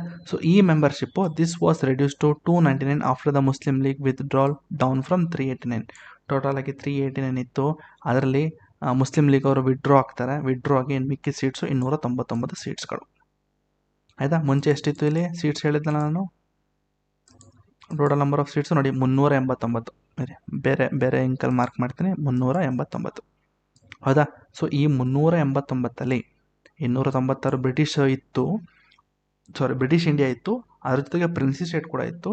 ಸೊ ಮತ್ತು ಈ ಒಂದು ಬ್ರಿಟಿಷ್ ಇಂಡಿಯಾದಲ್ಲೇ ಎಷ್ಟು 73 ಸೀಟ್ ಅಲ್ವಾ. ಈ 73 ಸೀಟು ಕೂಡ ಡ್ರಾಪ್ ಆಯಿತು. 73 ಸೀಟು ಅಂದರೆ 389ಇಂದ ನೋಡಿ ಕ್ಯಾಲ್ಕುಲೇಟ್ ಮಾಡ್ತೀರಾ, 296 ಸೀಟ್ಸು ಪ್ಲಸ್ 93 ಸೀಟ್ಸು ಮೈನಸ್ 72 ಮಾಡಿ ಎಷ್ಟು ಬರುತ್ತೋ ಅಷ್ಟು. ಸೊ ನಂಬರ್ಸ್ ಬಗ್ಗೆ ತಲೆ ಕೆಡ್ಸ್ಕೊಳಕ್ಕೆ ಹೋಗಬೇಡಿ, ಜಸ್ಟ್ ಹಾಗೆ. ಓಕೆ, ನೆಕ್ಸ್ಟು ಅರ್ಥಾಗಿರುತ್ತೆ. Okay, next key personals. Okay, ಈಗ ಹೋಗಿಂತ ಮುಂಚೆ ಇನ್ನೊಂದು ಪಾಯಿಂಟ್ ಮಿಸ್ ಮಾಡಿದೆ. ಏನು ಅಂತಂದರೆ ಇಲ್ಲಿ ನೋಡಿ 389ಇಂದ 299 ಸೀಟ್ ಆಯಿತು ಅಲ್ವಾ. ಹಾಗಾದರೆ ಅಲ್ಲಿದ್ದಂತಹ 93 ಸೀಟು ಪ್ರಿನ್ಸಿ ಸ್ಟೇಟು ಎಲ್ಲ ಕೂಡ ಜಾಯ್ನ್ ಆಗಿಬಿಡ್ತಾ? ಇಲ್ಲ, ಕೆಲವೊಂದು ಮಾತ್ರ ಜಾಯ್ನ್ ಆಯಿತು. ಕೆಲವೊಂದುಗಳು ಹಾಗೆ ಇಂಡಿಪೆಂಡೆಂಟ್ ಆಗೋದಕ್ಕೆ, ಅಂದರೆ ಇಂಡಿಪೆಂಡೆಂಟ್ ಆಗಿ ಇರ್ತೀವಿ ಅಂತ ಹೇಳಿ ಕೆಲವೊಂದು ಈ ಒಂದು ಕಾನ್ಸ್ಟಿಟ್ಯೂಂಟ್ ಅಸೆಂಬ್ಲಿಗೆ ಬಂದು ಅಂದರೆ ಕಿಂಗಿಂದ ನಾಮಿನೇಟ್ ಆಗಿ ಈ ಒಂದು ಗ್ರೂಪ್ಗೆ ಜಾಯ್ನ್ ಆಯಿತು. ಇನ್ನೊಂದು ಕೆಲವೊಂದು ಹಾಗೆ ಉಳ್ಕೊಳ್ತು. ಆಯಿತಾ, ಅಲ್ಲಿಗೆ ಮುಸ್ಲಿಂ ಲೀಗು ವಿಡ್ರಾ ಆಯಿತು. ಅಂದರೆ ಈ ನಿಮ್ಮ 389ಅಲ್ಲಿ 72 ಮಾಡಿ, ಆಯಿತಾ. 72 ಮಾಡಿದ್ರೆ 8 19 317, ಹೌದಾ. ಈ 317ಅಲ್ಲಿ 299 ಅಂತಂದರೆ ಮೈನಸ್ 18 ಮಾಡ್ತು ಅಂದರೆ 299, ಹೌದಾ. ಅಂದರೆ ಇನ್ನೂ ಕೂಡ 18 ಜನ ಹಾಗೆ ಇಂಡಿಪೆಂಡೆಂಟ್ ಆಗೋದಕ್ಕೆ ಅಂದರೆ ಜಾಯ್ನ್ ಆಗಿಲ್ಲ, ಜಸ್ಟ್ ಅವರು ಸಪ್ರೇಟ್ ಆಗಿದ್ದರು ಅಂತ ಅರ್ಥ, ಹೌದಾ. ಸೊ ಸುಮ್ಮನೆ ಯಾಕೆ ಡೌಟು ಆಮೇಲೆ ಸರ್ 389ಇಂದ 299 ಮಾಡ್ತು ಅಂತಂದರೆ ಬೇರೆ ಏನೋ ವ್ಯಾಲ್ಯೂ ಬರ್ತಾಯಿದೆ ಸರ್, ಬೇಡ ಯಾಕೆ, ಹೌದಾ. ಓಕೆ, ಈಗ ಕೀ ಪರ್ಸನಲು ಇದು ಸ್ವಲ್ಪ ನಿಮಗೆ ಪ್ರಿಲಿಮ್ಸ್ ಪಾಯಿಂಟರ್ಸ್ ಅಂತಲೇ ಹೇಳ್ಬೋದು, ಇದು ತುಂಬ ಇಂಪಾರ್ಟೆಂಟ್ ಅಂತಲೇ ಹೇಳ್ಬೋದು, ಆಯಿತಾ. ಕಾನ್ಸ್ಟಿಟ್ಯೂಷನ್ ಅಡ್ವೈಸರ್ ಯಾರಾಗಿದ್ದರು ಅಂತಂದರೆ, ಸಂವಿಧಾನದ ಒಂದು ಅಡ್ವೈಸರ್ ಯಾರಾಗಿದ್ದರು ಅಂತಂದರೆ BN ರಾವ್ ಅವರು ಆಗಿದ್ದರು, ಆಯಿತಾ. ಸೆಕ್ರೆಟ್ರಿ ಕೇಳ್ಬೋದು, who is the secretary of constituent assembly ಅಂತ ಕೇಳ್ಬೋದು, ಯಾರು? HVR ಅಯ್ಯಂಗರ್. ನೆಕ್ಸ್ಟು ಚೀಫ್ ಡ್ರಾಫ್ಟ್ಮನ್ ಯಾರಾಗಿದ್ರು ಅಂದರೆ SN ಮುಖರ್ಜಿ ಅವರು. ನೆಕ್ಸ್ಟು ಕ್ಯಾಲಿಗ್ರಾಫರ್ ಅಂದರೆ ಡಿಸೈನಾಗಿ ಬರೀತಾರೆ ನೋಡಿ, ಕ್ಯಾಲಿಗ್ರಫಿಯಿಂದ ಹಿಂಗೆ ಎಳೆದೆಳೆದು ಬರೀತಾರೆ ನೋಡಿ ಡಿಸೈನಾಗಿ. ಸೊ ಅದು ಯಾರು ಮಾಡಿದರು ಅಂತಂದರೆ ಪ್ರೇಮ್ ಬಿಹಾರಿ ರೈಜಾದ, ಪ್ರೇಮ್ ಬಿಹಾರಿ ರೈಜಾದ, ಆಯಿತಾ. ನೆಕ್ಸ್ಟು ನಂದಲಾಲ್ ಬೋಸ್ ಮತ್ತು BR ಸಿನ್ಹಾ ಅವರು ಡೆಕೋರೇಟಿಂಗ್ ದ ಕಾನ್ಸ್ಟಿಟ್ಯೂಷನ್. ಅಂದರೆ ನೋಡ್ಬೋದು ನೀವು ಕಾನ್ಸ್ಟಿಟ್ಯೂಷನ್ ಫಸ್ಟ್ ಪೇಜಲ್ಲೆಲ್ಲ ಡೆಕೋರೇಷನ್ ಇದೆಯಲ್ಲ, ಪ್ರಿಯಾಂಬಲ್ ಅದು ಇದೆಯಲ್ಲ, ಆ ಡೆಕೋರೇಷನ್ ಎಲ್ಲ ಮಾಡಿದ್ದು ನಂದಲಾಲ್ ಬೋಸ್ ಅವರು. ನೆಕ್ಸ್ಟು ಹಿಂದಿ ಕ್ಯಾಲಿಗ್ರಫಿ, ಹಿಂದಿಯಲ್ಲೂ ಕೂಡ ಡಿಸೈನಾಗಿ ಬರೆದಿದ್ದು ಯಾರು ಅಂತಂದರೆ ವಸಂತ್ ಕೃಷ್ಣನ್ ವೈದ್ಯ and illuminated by Nandalal Bose. Illuminated ಅಂದರೆ ಡೆಕೋರೇಷನು, ಅಲ್ಲಿ ನೋಡ್ಬೋದು ಫ್ಲವರ್ಸ್ ಎಲ್ಲ ಇದೆ ಅಲ್ವಾ, ಆ ಕಡೆ ಈ ಕಡೆ ಫ್ಲವರ್ಸ್ ಎಲ್ಲ, ಅದೆಲ್ಲ ಬರೆದಿದ್ದು ನಂದಲಾಲ್ ಬೋಸ್ ಅವರು. ಇದು ತುಂಬ ತುಂಬ ತುಂಬ ತುಂಬ ಇಂಪಾರ್ಟೆಂಟ್ ಫಾರ್ ಪ್ರಿಲಿಮ್ಸ್, ಇನ್ಕ್ಲೂಡಿಂಗ್ ನಿಮ್ಮ ಗ್ರೂಪ್ C ಎಕ್ಸಾಮ್ಗಳು ಯಾವುದೇ ಬಂದರೂ ಕೂಡ ಕೇಳ್ತಾನೆ. ಸೊ ಕಾನ್ಸ್ಟಿಟ್ಯೂಷನಲ್ ಅಡ್ವೈಸರ್ ಯಾರಾಗಿದ್ರು ಅಂದರೆ BNR ಅವರು, ಸೆಕ್ರೆಟರಿ ಯಾರಾಗಿದ್ದರು ಅಯ್ಯಂಗರ್ ಅವರು, ಚೀಫ್ ಡ್ರಾಫ್ಟ್ಮನ್ ಯಾರಾಗಿದ್ದರು ಮುಖರ್ಜಿ ಅವರು, ಕ್ಯಾಲಿಗ್ರಫರ್ ಆಫ್ ದ ಕಾನ್ಸ್ಟಿಟ್ಯೂಷನ್ ಯಾರಾಗಿದ್ರು ಅಂದರೆ ಪ್ರೇಮ್ ಬಿಹಾರಿ ರೈಜಾದ. ನೆಕ್ಸ್ಟು ನಂದಲಾಲ್ ಬೋಸ್ ಮತ್ತು BR ಸಿನ್ಹಾ ಅವರು ಡೆಕೋರೇಟಿಂಗ್ ಆಗಿ ಮಾಡಿದರು, ಮತ್ತು ಹಿಂದಿ ಕ್ಯಾಲಿಗ್ರಫಿ ಯಾರು ಮಾಡಿದ್ದಾರೆ ವಸಂತ್ ಕೃಷ್ಣ ವೈದ್ಯ. ಸೊ ವುಮೆನ್ ಪಾರ್ಟಿಸಿಪೇಷನ್ ಬಗ್ಗೆ ಹೇಳಿದ್ರೆ ಒಟ್ಟು 15 ಜನ ವುಮೆನ್ಸ್ ಪಾರ್ಟಿಸಿಪೇಷನ್ ಇತ್ತು. ಅದಾದಮೇಲೆ ಇಬ್ಬರು ಕೂಡ ಎಕ್ಸ್ಟ್ರಾ ಬಂದು ಜಾಯ್ನ್ ಆದರು, ಆಯಿತಾ. ಸೊ ಆ ಒಂದು ವುಮೆನ್ 15 ಜನ ಯಾರ್ಯಾರು ಅಂತಂದರೆ 11 ಜನ ವುಮೆನ್ ಕೊಟ್ಟಿದ್ದಾರೆ ಹೆಸರು, ಇಲ್ಲಿ ನೋಡ್ಕೋಬೋದು. ದುರ್ಗಾಬಾಯಿ, ಅಮ್ಮು ಸ್ವಾಮಿನಾಥನ್, ಅಮೃತ್ ಕೌರ್, ದಾಕ್ಷಾಯಿಣಿ ವೇಲಾಯುಧನ್, ಹಂಸ ಮೆಹ್ತಾ, ರೇಣುಕಾ ರಾಯ್, ಸುಚೇತಾ ಕೃಪಾಲನಿ, ಪೂರ್ಣಿಮಾ ಬ್ಯಾನರ್ಜಿ, ಬೇಗಂ ಕುಜ್ಜಿಯಾ, ಐಜಾಜ್ ರಸೂಲ್, ಕಮಲಾ ಚೌಧರಿ ಮತ್ತು ಆ್ಯನಿ ಆಸ್ಕರಾನಿ. ಸೊ ಇಷ್ಟು ಜನ ಬಂದಿದ್ದರು. ಹೆಸರು ಮುಖ್ಯನಾ? ಬೇಡ, ಹೆಸರೇನೋ ಅವಶ್ಯಕತೆ ಇಲ್ಲ, 15 ಜನ ತಿಳ್ಕೊಂಡಿದ್ರೆ ಸಾಕು, ಬಟ್ ಈ ಟೇಬಲ್ ಮುಖ್ಯ, ಆಯಿತಾ. Okay, next enforcement of the constitution. Partially enforced ಅಂತಂದರೆ ಸಂವಿಧಾನ ಒಂದ್ಸತಿ ರಚನೆ ಆದಮೇಲೆ, ಯಾವಾಗ ನಿಮ್ಮ ನವಂಬರ್ 1946 ಅದು ಕಾನ್ಸ್ಟಿಟ್ಯೂಟ್ ಆಗಿ ಶುರುವಾಯಿತು ಅಲ್ವಾ. ಸೊ ಅಲ್ಲಿಂದ ನಿಮ್ಮ 26 ನವಂಬರ್ 1949ವರೆಗೂ ಕೂಡ ಏನಾಯಿತು ಮುಂದೆ ಹೇಳ್ತೀನಿ, ಡಿಸ್ಕಷನಲ್ಲಿ ಆಗುತ್ತೆ, ಮುಂದೆ ಬರುತ್ತೆ. ಇಲ್ಲಿ ಅದು ಇಲ್ಲಿದೆ, ಎನಾಕ್ಟ್ಮೆಂಟ್ ಅಂತಂದರೆ ಎನ್ಫೋರ್ಸ್ಮೆಂಟ್ ಅಂತಂದ್ರೆ ಅದ್ರ ಬಗ್ಗೆ ಹೇಳ್ಕೊಡ್ತೀನಿ, ಮುಂದೆ ಬರುತ್ತೆ, ಅಲ್ಲಿವರೆಗೂ ತಲೆಗೆಡ್ಸ್ಕೊಬೇಡಿ. ಈಗ ಸಂವಿಧಾನ ಒಂದ್ಸತಿ ರಚನೆ ಆದಮೇಲೆ ಒಂದೇ ಸತಿ ಅಡಾಪ್ಟ್ ಮಾಡ್ಕೊಂಡ್ರಾ? ಇಲ್ಲ, ಸಂವಿಧಾನ ಒಂದೇ ಸತಿ ಅಡಾಪ್ಟ್ ಮಾಡ್ಕೊಳ್ಳಿಲ್ಲ. ಪಾರ್ಷಿಯಲಿ ಎನ್ಫೋರ್ಸ್ಮೆಂಟ್ ಅಂದರೆ ಕೆಲವೊಂದನ್ನು ಮಾತ್ರ ನವಂಬರ್ 26 1949 ಅಡಾಪ್ಟ್ ಮಾಡ್ಕೊಳ್ತಾರೆ. ಸೊ ಯಾಕೆ ಅಂತಂದರೆ ಫುಲ್ಲಿ ಅದನ್ನು ಅಡಾಪ್ಟ್ ಮಾಡ್ಕೊಳ್ಳೋದಿಲ್ಲ. ಆ್ಯಕ್ಚುಲಿ ಅದು ರೀಸನ್ನು ಸ್ವಲ್ಪ ಬೇರೆ ಥರ ಇದೆ, ಬೇಡ, ಅದು ನಿಮಗೆ ರೀಸನ್ ಬೇಡ, ಜಸ್ಟ್ ತಿಳ್ಕೊಳ್ಳಿ. ಸಂವಿಧಾನ ಒಂದೇ ಸತಿ ಅಡಾಪ್ಟ್ ಮಾಡ್ಕೊಳ್ಳಿಲ್ಲ ನಾವು, ಆಯಿತಾ. ಆರ್ಟಿಕಲ್ 5, ಆರ್ಟಿಕಲ್ 6, 7, 8, 9 ಅದು ಕೂಡ citizenship article 60 oath by the president, article 324 ಎಲೆಕ್ಷನ್ದು, ಆರ್ಟಿಕಲ್ 366 367 ಮತ್ತು ಅದು ಕೂಡ ಡೆಫಿನೇಷನ್ ಆ್ಯಂಡ್ ಇಂಟರ್ಪ್ರಿಟೇಷನ್ ಬರುತ್ತೆ. ಎಷ್ಟು ಆರ್ಟಿಕಲ್ 379 380 388 391 92 93 ಅದು ಕೂಡ ಪ್ರಾವಿಷನ್ ಪಾರ್ಲಿಮೆಂಟ್ ಮತ್ತು ಟ್ರಾನ್ಸಿಷನಲ್ ಪ್ರಾವಿಷನ್ಸು. ಸೊ ಕೆಲವೊಂದು ಪಾರ್ಟ್ ಮಾತ್ರ ಏನು ಮಾಡ್ತಾರೆ, ನವಂಬರ್ 26 ಅದನ್ನು ಕೆಲವೊಂದು ಮಾತ್ರ ಅಡಾಪ್ಟ್ ಮಾಡ್ಕೊಳ್ತಾರೆ. ಇನ್ನು ಮಿಕ್ಕದನ್ನ ಏನು ಮಾಡ್ತಾರೆ 26 ಜನವರಿ ಅಡಾಪ್ಟ್ ಮಾಡ್ಕೊಳ್ತಾರೆ. ಆಯಿತಾ, ಗೊತ್ತಲ್ಲಿ ಈ ಒಂದು ನವಂಬರ್ 26 1949 ಏನಿದೆ ಇದನ್ನು ನಾವು ಸಂವಿಧಾನದ ದಿನ ಅಂದರೆ ಕಾನ್ಸ್ಟಿಟ್ಯೂಷನಲ್ ಡೇ ಅಂತ ಆಚರಿಸ್ತೀವಿ. ಯಾವಾಗಿಂದ ಅಂದರೆ 2015ರಿಂದ. ಹೌದಾ, 2015ರಿಂದ ಅದನ್ನು ಆಚರಣೆ ಮಾಡ್ತೀವಿ. ಹೌದಾ, ಸೊ ಫುಲ್ಲಿ ಎನ್ಫೋರ್ಸ್ ಆಗಿದೆ ಅವಾಗ. ಆಯಿತಾ, ಫುಲ್ಲಿ ಅಂದರೆ ಕಂಪ್ಲೀಟ್ ನಮ್ಮ ಸಂವಿಧಾನ ಕಂಪ್ಲೀಟ್ಲಿ ಎನ್ಫೋರ್ಸ್ಮೆಂಟ್ ಯಾವಾಗ ಆಗಿದ್ದು ಅಂತಂದರೆ 26 ಜನವರಿ 1950. ಯಾಕೆ 1940ನೇ ಬರ್ತಾ ಇದ್ದಲ್ಲ ಬಾಯಲ್ಲಿ ಬಿಡಿ. 26 ಜನವರಿ 1950 ಕಂಪ್ಲೀಟ್ಲಿ ಎನ್ಫೋರ್ಸ್ ಆಯಿತು. ಯಾವುದೋ ನಮ್ಮ ಸಂವಿಧಾನ ಕಂಪ್ಲೀಟಾಗಿ ಬಂತು. ಹೌದಾ, ಆಯಿತಾ. Next celebrated as A republic day of year. Actually ಯಾಕಪ್ಪ 26ನೇ ತಾರೀಕು ಅಂದರೆ 1950ನೇ ತೊಗೊಂಡ್ರು. ಆ್ಯಕ್ಚುಲಿ ನವಂಬರ್ 26ನೇ ಅದನ್ನು ಕಂಪ್ಲೀಟಾಗಿ ತೊಗೋಬೋದಿತ್ತಲ್ವ. ಸೊ ನಾವಾಗಲೇ ಹೇಳಿದ ಬೇರೆ ರೀಸನ್ಸ್, ತುಂಬ ರೀಸನ್ಸ್ಗಳಿದೆ. ಅದಕ್ಕೆ ಕೆಲವೊಂದು ಒಳ್ಳೆ ರೀಸನ್ ಅಂತ ಹೇಳೋದಾದರೆ ಈ ಒಂದು ಜನವರಿ 26 ಕಂಪ್ಲೀಟಾಗಿ ಇಂಡಿಪೆಂಡೆನ್ಸ್ ಅಂದರೆ ಕಂಪ್ಲೀಟಾಗಿ ಸಂವಿಧಾನವನ್ನು ಎನ್ಫೋರ್ಸ್ಮೆಂಟ್ ಮಾಡಬೇಕು ಅಂತ ಯಾಕೆ ಮಾಡಿದ್ರು ಅಂತಂದರೆ ಈ ಒಂದು ಜನವರಿ 26 ಏನಾಗಿತ್ತು 1930 ಪೂರ್ಣ ಸ್ವರಾಜ್ ಡೇ ಅಂತ ಸೆಲೆಬ್ರೇಟ್ ಮಾಡಿರ್ತಾರೆ. ಹೌದಾ, ಲಾಹೋರ್ ಸೆಷನ್ಲಿ. ಹಾಗಾಗಿ ನವಂಬರ್ 26 ನವಂಬರ್ 26 ಅದೇನು ಮಾಡ್ತಾರೆ ತೊಗೊಂಡು ಬರ್ತಾರೆ. ಬಟ್ ಅವ್ರೇನು ಮಾಡ್ತಾರೆ, ನೋಡಪ್ಪ ನವಂಬರ್ 26 ಬೇಡ ಜನವರಿ 26ಗೆ ಮಾಡೋಣ. ಯಾಕೆ ಅಂತಂದರೆ ಆ ದಿನ ಪೂರ್ಣ ಸ್ವರಾಜ್ ಆಗಿತ್ತು, ಅಂದರೆ 1930 ಸೆಲೆಬ್ರೇಟ್ ಆಗಿತ್ತು ಲಾಹೋರ್ ಸೆಷನ್ಲಿ. ಸೊ ಈಗೇನು ಮಾಡೋಣ, ಸ್ವಲ್ಪ ಮಾತ್ರ ತರೋಣ, ಕಂಪ್ಲೀಟಾಗಿ ಇನ್ನೊಂದು ದಿನ ತರೋಣ ಅಂಥೇಳಿ ಸ್ವಲ್ಪ ಮಾತ್ರ ನವಂಬರ್ 26 ತೊಗೊಂಬರ್ತಾರೆ. ಇನ್ನು ಮಿಕ್ಕಿದ್ನೆಲ್ಲನೂ ಒಟ್ಟಿಗೆ ಜನವರಿ 26 ತೊಗೊಬರ್ತಾರೆ. ಆ್ಯಸ್ ಎ ಸಿಂಬಲ್ ಆಫ್ ಪೂರ್ಣ Swaraj day which was declared in a Lahore session of INC ಇನ್ 1929. ಆಯಿತಾ, it was a symbol of a complete independence from British rule ಅಲ್ವಾ. ಆ ಒಂದು ಪೂರ್ಣ ಸ್ವರಾಜ್ ಅನ್ನೋದು ಕಂಪ್ಲೀಟ್ ಇಂಡಿಪೆಂಡೆನ್ಸ್ ಅಂತ. ಆಯಿತಾ, ಮಾಡರ್ನ್ ಹಿಸ್ಟ್ರಿಲಿ ಓದಿರ್ತಾರೆ. ಓಕೆ, ಸೊ ಈಗ ಯಾವ್ಯಾವ ಈಗ ಓಕೆ ನಮ್ಮ ಸಂವಿಧಾನ ಎಲ್ಲ ಬಂದ್ಬಿಡ್ತು. ಹೌದಾ, ಈಗ ಜನವರಿ 26 1950 ಬಂತು.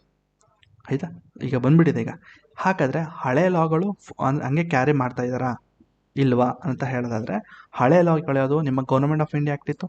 ಅಂದರೆ ಸಂವಿಧಾನ ರಚನೆ ಆಗೋವರೆಗೂ ಕೂಡ ನಿಮ್ಮ ಗೌರ್ಮೆಂಟ್ ಆಫ್ ಇಂಡಿಯಾ ಆ್ಯಕ್ಟ್ 1935 ಹೋಗ್ತಾ ಇತ್ತು, ಅಂದರೆ ಕಂಟಿನ್ಯೂ ಆಗಿತ್ತು. ಜೊತೆಗೆ ಇಂಡಿಯನ್ ಇಂಡಿಪೆಂಡೆನ್ಸ್ ಆ್ಯಕ್ಟ್ ಕೂಡ ಇತ್ತು. ಇದನ್ನೆಲ್ಲ ಕೂಡ ಕ್ಯಾನ್ಸಲ್ ಮಾಡ್ತಾರೆ ವಿತ್ ಅಮೆಂಡ್ಮೆಂಟ್ಸು. ಏನೇನು ಅಮೆಂಡ್ ಮಾಡಿದ್ರು ಎಲ್ಲನೂ ಕೂಡ ಕ್ಯಾನ್ಸಲ್ ಮಾಡಿದ್ರು. ಹಾಗಾಗಿ ಇದಿಲ್ಲ, ಎಲ್ಲನೂ ಕೂಡ ಕ್ಯಾನ್ಸಲ್ ಮಾಡ್ತಾರೆ. ಅದು ಆಫ್ಟರ್ ದ ಕಾನ್ಸ್ಟಿಟ್ಯೂಷನ್ನು ಕಂಪ್ಲೀಟಾಗಿ ಬಂದಮೇಲೆ, ಎನ್ಫೋರ್ಸ್ಮೆಂಟ್ ಆದಮೇಲೆ. ಅದೇ ಹೇಳಿದ್ದು, ನಿಮ್ಮ ಜನವರಿ 1950 ಏನು ಬಂತು ಸಂವಿಧಾನ, ಇದು ಬಂದಾದಮೇಲೆ ಹಳೆ ಲಾಗಳಿತ್ತಲ್ಲ ಇವ್ರದ್ದು, ಅದನ್ನೆಲ್ಲ ಕ್ಯಾನ್ಸಲ್ ಮಾಡ್ತಾರೆ. ಓಕೆ, ಆದರೆ ಕೆಲವೊಂದು ಲಾಗಳನ್ನ ಕ್ಯಾನ್ಸಲ್ ಮಾಡಲ್ಲ. ಅದರಲ್ಲಿ ಯಾವುದು ಅಂತಂದರೆ privy council, British privy council ಅಂತ ಬರುತ್ತೆ, ಜುರಿಸ್ಡಿಕ್ಷನ್ ಆ್ಯಕ್ಟ್ 1949, ಅದನ್ನು ಹಾಗೆ ಇಟ್ಕೋತಾರೆ.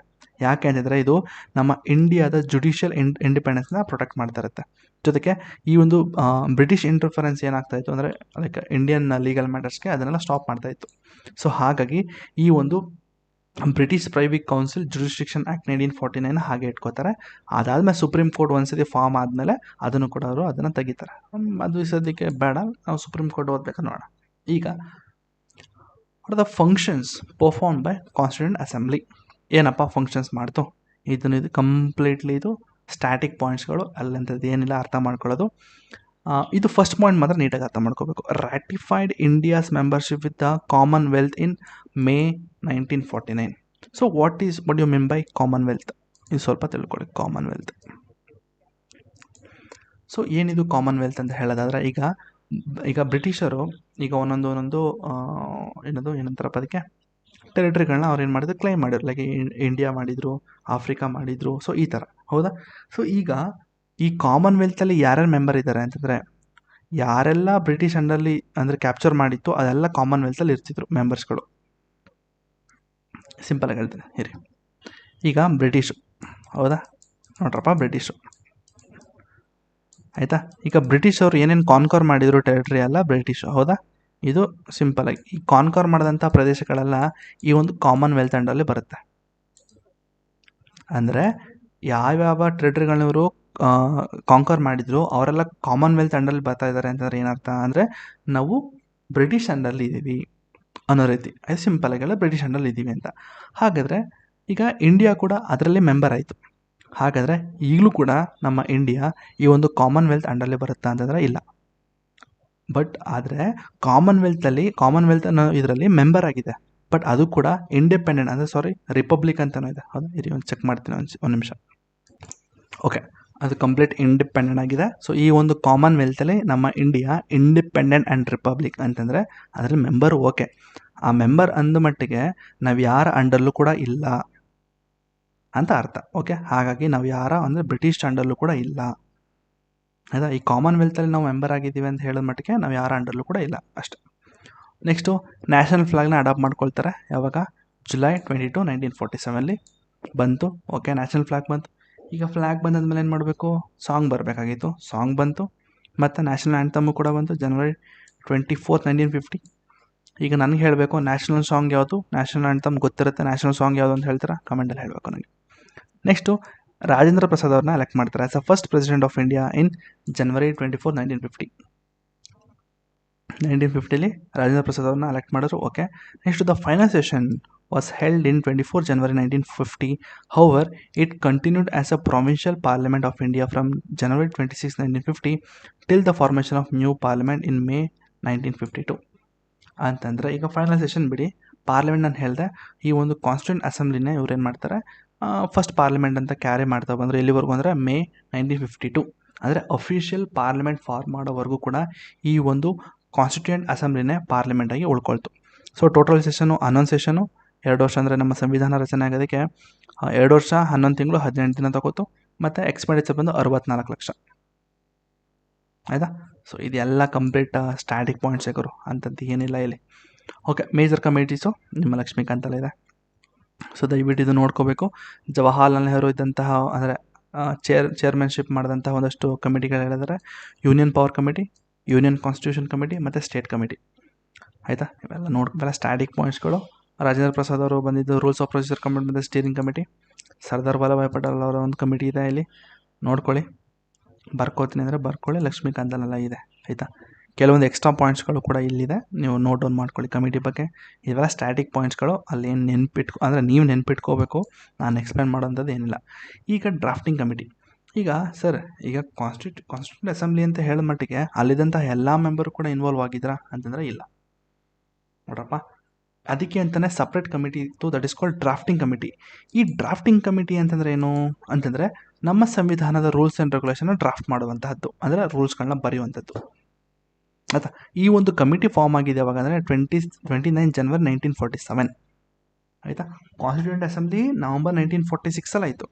ಬಟ್ ಡೇಟ್ ಆಫ್ ಇದು ಡ್ರಾಫ್ಟಿಂಗ್ ಕಮಿಟಿ ಆಗಿದ್ದು ಯಾವಾಗ 29 ಆಗಸ್ಟ್ 1947 ಫಾರ್ಮ್ ಆಯಿತು. ಆಯಿತಾ, ಪರ್ಪಸ್ ಏನು ಅಂತಂದರೆ ನಮ್ಮ ಸಂವಿಧಾನವನ್ನು ಡ್ರಾಫ್ಟ್ ಕಾಪಿಯಾಗಿ ಮಾಡಬೇಕು. ಅಂದರೆ ಒಂದು ಡ್ರಾಫ್ಟ್ ಕಾಪಿ ಮಾಡಬೇಕು, ಅದಕ್ಕೆ ಒಂದು ಗ್ರೂಪು. ಈ ಗ್ರೂಪಲ್ಲಿ ಯಾರು ಇದ್ದಾರಪ್ಪ ಅಂದರೆ ಒಟ್ಟು 7 ಜನ ಇದ್ದರು. ಇಲ್ಲಿದೆ ಇನ್ಕ್ಲೂಡಿಂಗ್ ಎಕ್ಸ್ಕ್ಲೂಡಿಂಗ್ ಅನಿಸುತ್ತೆ. ಇನ್ಕ್ಲೂಡಿಂಗ್ ನಮ್ಮ ಡಾಕ್ಟರ್ BR ಅಂಬೇಡ್ಕರ್ ಅನ್ನು ಕೂಡ ಇನ್ಕ್ಲೂಡ್ ಮಾಡಿ ಈ ಒಂದು ಡ್ರಾಫ್ಟಿಂಗ್ ಕಮಿಟಿ ಮಾಡಿದ್ರು. ಆಯಿತಾ, ಇದರಲ್ಲಿ ಚೇರ್ಮನ್ಶಿಪ್ ಯಾರಾಗಿದ್ದರು? ನಮ್ಮ ಡಾಕ್ಟರ್ BR ಅಂಬೇಡ್ಕರ್ ಅವರಾಗಿದ್ದರು. ಇದಕ್ಕೆ ನಾವು ಕನ್ನಡದಲ್ಲಿ ಕರಡು ಸಮಿತಿ ಅಂತ ಹೇಳ್ತೀವಲ್ಲ, ಕರಡು ಸಮಿತಿ. ಮೆಂಬರ್ಸ್ ಯಾರಾಗಿದ್ದರು? ಗೋಪಾಲ ಸ್ವಾಮಿ ಅಯ್ಯಂಗಾರು, ಆಲಡಿ ಕೃಷ್ಣ ಸ್ವಾಮಿ ಅಯ್ಯರು, ಮುಂಕ್ಷಿ ಅವರು, ಮೊಹಮ್ಮದ್ ಸಾದುಲ್ಲಾ ಅವರು, next Madhava Rao replace by BL Mitter, next Krishnamachari replace by DP Khaitan. ಹೌದಾ, ಸೊ ಒಟ್ಟು 6 ಜನ ಮೆಂಬರ್ಸು ಪ್ಲಸ್ ಡಾಕ್ಟರ್ BR ಅಂಬೇಡ್ಕರ್ನ ಸೇರಿಸಿದ್ರೆ 7 ಜನ ಮೆಂಬರ್ಸು. ಈ ಡ್ರಾಫ್ಟಿಂಗ್ ಪ್ರೊಸೆಸ್ ಹೇಗಾಯಿತು ಅಂದರೆ, ಈಗ ಲೈಕ್ ಎಕ್ಸಾಂಪಲ್ ಡ್ರಾಫ್ಟಿಂಗ್ ಅಂತಂದರೆ ಏನಪ್ಪ, ಈಗ ಲೈಕ್ ಸಮ್ಮರ್ ಶೀಟ್ ಥರ. ಈಗ ನಾನೇನೀಗ ನಿಮ್ಗೆ ಎಕ್ಸ್ಪ್ಲೇನ್ ಮಾಡ್ತಾ ಇದ್ದೀನಿ ಅಲ್ವಾ, ಸೊ ಎಕ್ಸ್ಪ್ಲೇನ್ ಮಾಡಬೇಕಾದ್ರೆ ನಮ್ಮ ಶೀಟಲ್ಲಿ ಬರ್ಕೋತೀನಿ ನಿಮ್ಗೇನೆಲ್ಲ ಎಕ್ಸ್ಪ್ಲೇನ್ ಮಾಡಬೇಕು ಅಂತ. ಆಯಿತಾ, ನಿಮ್ಗೇನೆಲ್ಲ ಎಕ್ಸ್ಪ್ಲೇನ್ ಮಾಡಬೇಕು ಒಂದು ಡ್ರಾಫ್ಟ್, ಒಂದು ಸಿಂಪಲ್ ಒಂದು ಸಮ್ಮರಿ ಕಾಪಿ ಥರ. ಸೊ ಈ ಕಾಪಿ ಮುಖಾಂತರ ನೆಕ್ಸ್ಟ್ ಏನೇನಾಗುತ್ತೆ ಅದೆಲ್ಲ ನಿಮಗೆ ಗೊತ್ತು. ಹೌದಾ, ಸೊ ಈಗ ಫಸ್ಟ್ ಡ್ರಾಫ್ಟ್ ಯಾವಾಗಾಯಿತು ಅಂದರೆ ಫಸ್ಟು ಸಂವಿಧಾನ ರಚನೆ ಅನ್ನೋದಕ್ಕಾಗಲ್ಲ, ಒಂದು ಡ್ರಾಫ್ಟ್ ಕಾಪಿ ಥರ. ಡ್ರಾಫ್ಟ್ ಕಾಪಿ ಅಂದರೆ ಸಿಂಪಲ್ಲಾಗಿ ಒಂದು ಗೀಚ್ ಥರ ನೋಡಿ, ಸಿಂಪಲ್ಲಾಗಿ ಅದೊಂಥರ ಸಿಂಪಲ್ ಕಾಪಿ ಥರ. ಆಯಿತಾ. ಇದು ಪಬ್ಲಿಷ್ಡ್ ಫೆಬ್ರವರಿ 1948 ಮತ್ತು ಈ ಒಂದು ಪಬ್ಲಿಕ್ ಫೀಡ್ಬ್ಯಾಕ್ ಇಡ್ತಾರೆ. 8 ತಿಂಗಳ ಗಂಟ ಪಬ್ಲಿಕ್ ಫೀಡ್ಬ್ಯಾಕ್ ಇಡ್ತಾರೆ. ಪಬ್ಲಿಕ್ ಹೇಗೆ ತೊಗೊಳ್ತಾರೆ ಅದನ್ನು, ಅಂದರೆ ಆ ರೂಲ್ಸು ಏನಾದರೂ ಪಬ್ಲಿಕ್ಗೆ ಇಷ್ಟ ಆಗದೆ ಇರ್ಬೋದು. ಕೆಲವೊಂದು ಸತಿ ಅದು ಕಂಪ್ಲೀಟಾಗಿ ಏನದು ಡಿಕ್ಟೇಟರ್ಶಿಪ್ ಥರ ಇರಬಹುದು ಕೆಲವೊಂದು ಲಾಗಳು ಅಂತ ಹೇಳಿ ಅದನ್ನು 8 ತಿಂಗಳ ಕಾಲ ಪಬ್ಲಿಕ್ ಫೀಡ್ಬ್ಯಾಕೇ ಇಡ್ತಾರೆ. ನೆಕ್ಸ್ಟ್ ಅದನ್ನೆಲ್ಲ ಆದಮೇಲೆ ಪಬ್ಲಿಕ್ ಎಲ್ಲ ಫೀಡ್ಬ್ಯಾಕ್ ತೊಗೊಂಡು ಸೆಕೆಂಡ್ ಡ್ರಾಫ್ಟ್ ಇಟ್ಕೋತಾರೆ. ಸೆಕೆಂಡ್ ಡ್ರಾಫ್ಟ್ ಮಾಡ್ತಾರೆ. ದಟ್ ಈಸ್ ಅಕ್ಟೋಬರ್ 1948 ಎಕ್ಸ್ಟ್ರಾ ಒಂದಿಷ್ಟು ತಿದ್ದುಪಡಿಯನ್ನು ಮಾಡಿ ಅಕ್ಟೋಬರ್ 1948 ಅದನ್ನು ಸೆಕೆಂಡ್ ಡ್ರಾಫ್ಟ್ನ ಪಬ್ಲಿಷ್ ಮಾಡ್ತಾರೆ. ಸೊ ಟೋಟಲ್ ಮೀಟಿಂಗ್ ಬಂದು 141 ದಿನ ತೊಗೋತಾರೆ. Less than 6 months. It took less than 6 months to prepare initial draft. ಅಂತಂದರೆ ಇದು ಕಂಪ್ಲೀಟಾಗಿ ಡ್ರಾಫ್ಟು, ಅಂದರೆ ಕಂಪ್ಲೀಟ್ ಇನ್ನೂ ಸಂವಿಧಾನ ರಚನೆ ಆಗಿಲ್ಲ, ಇದು ಬರೀ ಡ್ರಾಫ್ಟ್ ಕಾಪಿ ಅಷ್ಟೇ. ಡ್ರಾಫ್ಟ್ ಕಾಪಿಯೇ 141 ದಿನ ತೊಗೊಳ್ತು. ಟೋಟಲ್ ಮೀಟಿಂಗ್ಸು 141 ಡೇಸ್ ತೊಗೊಳ್ತು. ಲೆಸ್ ದೆನ್ 6 ಮಂತ್ಸಲ್ಲಿ ಒಂದು ಇನಿಷಿಯಲ್ ಡ್ರಾಫ್ಟ್ ಕಾಪಿನ ರೆಡಿ ಮಾಡ್ತಾರೆ. ಆಯಿತಾ. ಈ ಡ್ರಾಫ್ಟ್ ಕಾಪಿ ಬರೋಕ್ಕಿಂತ ಮುಂಚೆನೇ ಪಬ್ಲಿಕ್ದು ಒಪಿನಿಯನ್ ಕೂಡ ತಗೊಂಡಿರ್ತಾರೆ ಗೊತ್ತಲ್ಲಿ. ಓಕೆ, ಡ್ರಾಫ್ಟು ಓಕೆ ಎಲ್ಲ ಡ್ರಾಫ್ಟ್ ಎಲ್ಲ ರೆಡಿ ಆಯಿತು. Next enactment of the Indian constitution. So draft constitution introduce by doctor B R Ambedkar ಅವರು. Okay, 4th November 1940 first reading ಆಯಿತು. ಓಕೆ, ಜನರಲ್ ಡಿಸ್ಕಷನ್ ಆಗುತ್ತೆ. Held in 5 days till November. Okay, 5 ದಿನಗಳ ಕಾಲ ಒಂದು general discussion ಆಗುತ್ತೆ, normal general discussion. Okay, second reading ಏನು, clause by clause, ಅಂದರೆ ಪ್ರತಿಯೊಂದು ಲೈನ್ ಬೈ ಲೈನು ನೋಡಿ ಡಿಸ್ಕಸ್ ಮಾಡ್ತಾರೆ. ಡಿಸ್ಕಸ್ ಮಾಡಿ it began on 15 November 1948 and ended on 17 October 1949. So next ವರ್ಷ ಕಂಡು ಇದು ಸೆಕೆಂಡ್ ರೀಡಿಂಗ್ ಆಗುತ್ತೆ, ಅಂದರೆ ಕ್ಲಾಸ್ ಬೈ ಕ್ಲಾಸ್ ಡೀಟೇಲಾಗಿ ಲೈನ್ ಬೈ ಲೈನ್ ಹೋಗ್ತಾರೆ. ಕೆಲವೊಂದು ಅಮೆಂಡ್ಮೆಂಟ್ ಮಾಡ್ತಾರೆ, ವೋಟಿಂಗ್ ಆಗುತ್ತೆ ಎಲ್ಲ ಕೂಡ. ಸೊ ಅದರಲ್ಲಿ 7653 ಅಮೆಂಡ್ಮೆಂಟ್ಗಳು ಮಾಡಿದ್ದಾರೆ. ಆ ಒಂದು ಡ್ರಾಫ್ಟ್ ಕಾಪಿಗೆ 7653 ತಿದ್ದುಪಡಿಗಳು ಮಾಡಿದ್ರು. ಆಯಿತಾ. ಅದರಲ್ಲೂ ಕೂಡ 2473 ಡಿಸ್ಕಸ್ ಆಯಿತು. ಆಯಿತಾ. ಥರ್ಡ್ ರೀಡಿಂಗ್ ಬಂದು ನಿಮ್ಮ ನವಂಬರ್ 14, 1949 ಶುರು ಆಯಿತು.